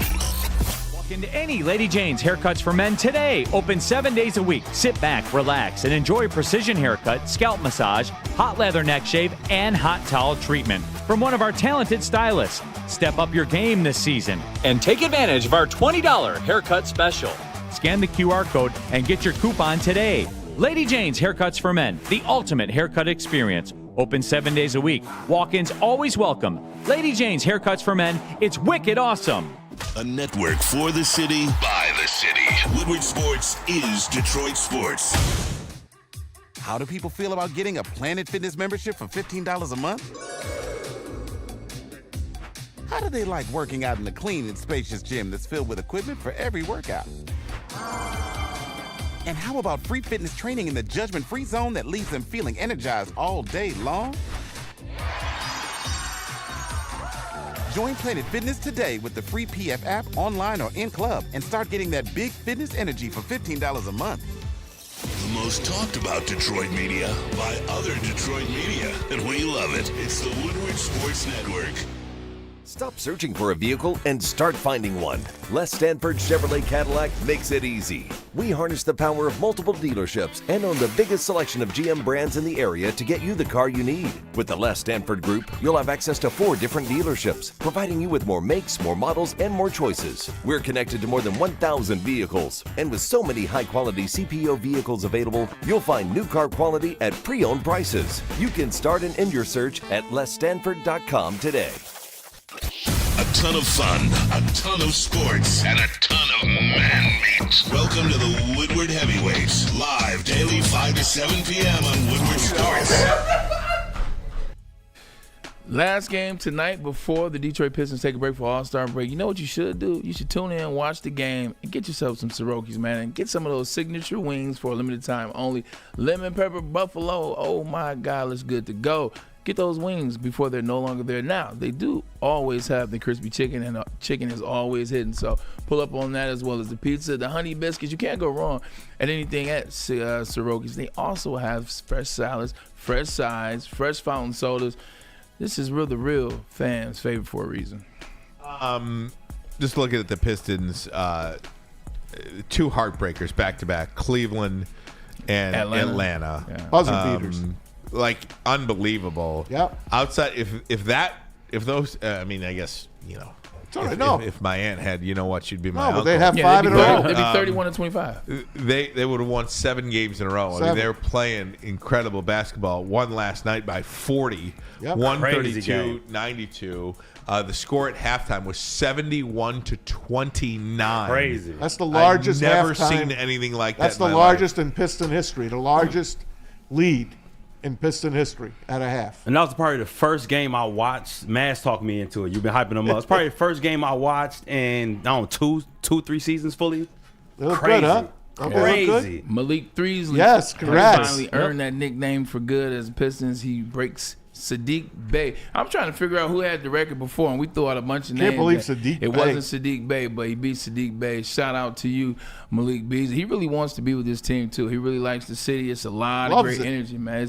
It's fun. It's somewhat different than the Lions in, 2022, but it still feels very, very, very similar. To hear a player say, I want to be here, it's special.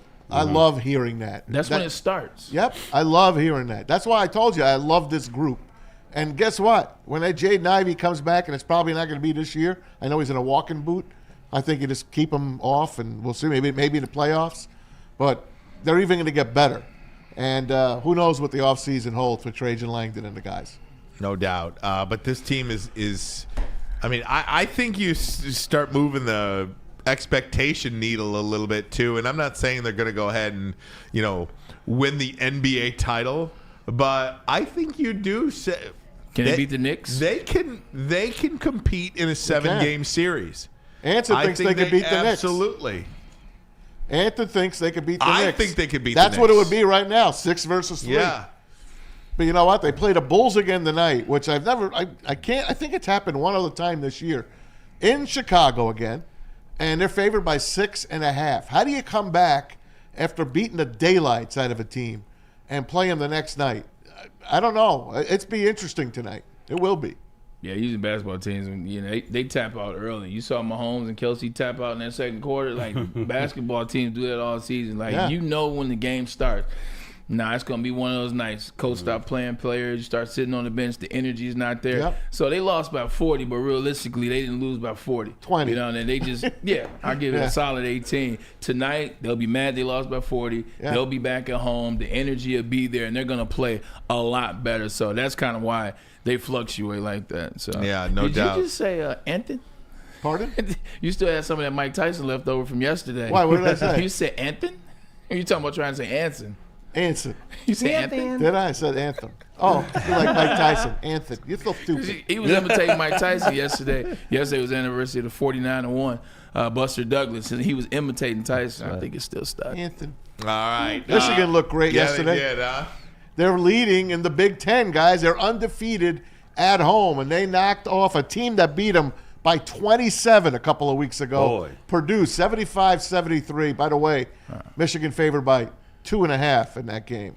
Purdue wins it by a half point, but they lose the game. They spread the ball all around. I wrote down some stats, and you look at their players. Wolf had 15, Golden had 12, Donaldson had 12, Look at Gale that Jr. place, man. had 14. Packed. Right. They spread the offense around, man, to get everybody involved. Also, too, they play on both ends of the court. Rebounds, they had 9 rebounds, 5 rebounds, 3 rebounds, 4 rebounds, 4, 7, 4, 2. Like, these guys play on both ends of the court. Dusty May really has the pulse. And Wolf is I don't want to say unicorn yet, but Wolf is starting to approach unicorn status. I think they're going to make it to the Final Four. I think they've got everything. If they had a little bit better of a ball handler, because you really need tremendous guard play in the tournament. If you have guard play in the tournament, man, you got something.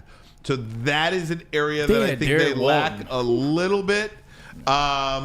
But I think they're going to make it to the Final Four. I just don't think there's a team in college basketball that can compete with those two big guys.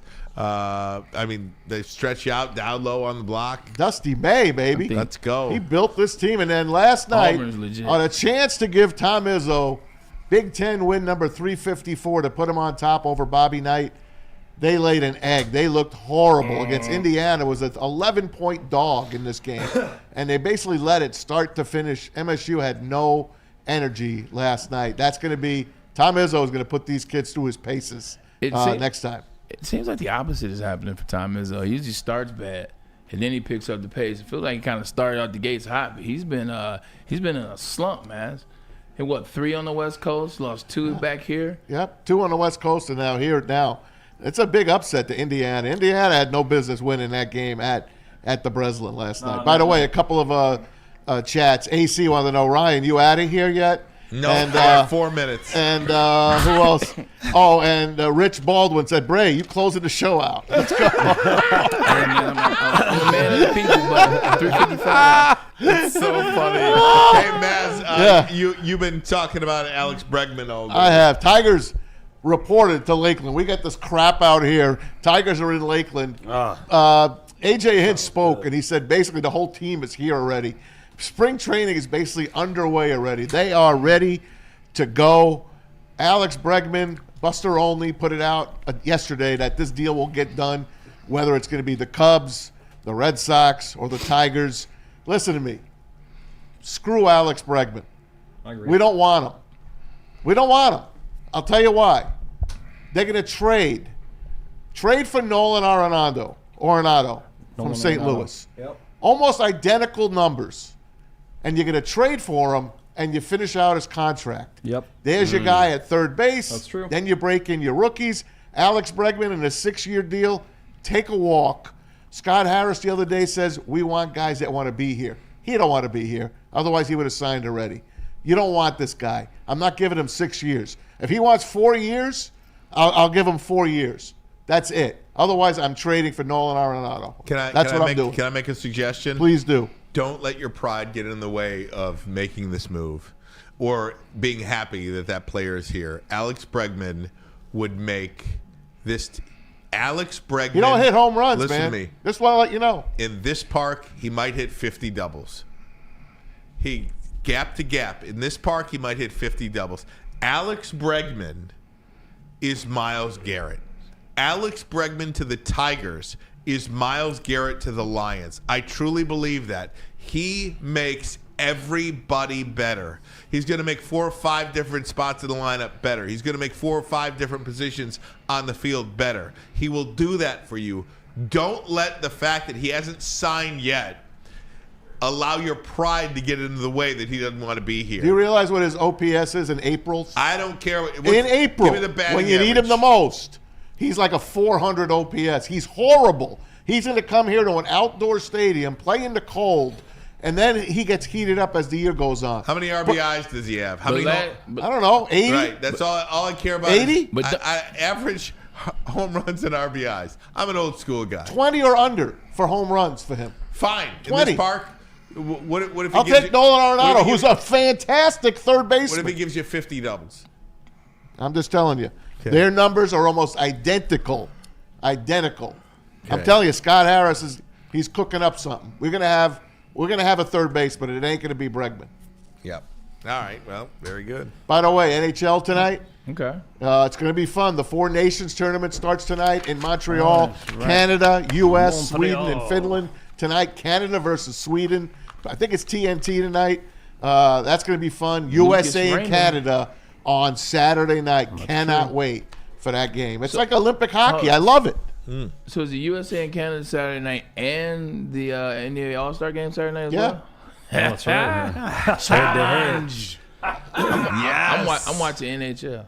Well, the All-Star game would be on Sunday. The All-Star Saturday night. Yeah, but that's what is I'm talking Saturday. about. Yeah. Slam dunk I mean contest and all All-Star that. week. Yeah, I'll tape them both and watch them both. All right, Bray, get us out of here, my friend. What time is it? Get us out of here. All right. It's time to get live. Reminding that with some Maz. I want all you guys to be safe. If you're outside on the road, please tune in. Tune out, get home safe. The roads are about to start getting up, picking up, and getting bad. We appreciate you for listening. This is Amon Edwards with Maz. We do this on Woodward Sports Network. Shout out to my man Ricky, Pete, Love you. Tom, Brian Amani. Brother knows we'll See you tomorrow, guys. See you tomorrow.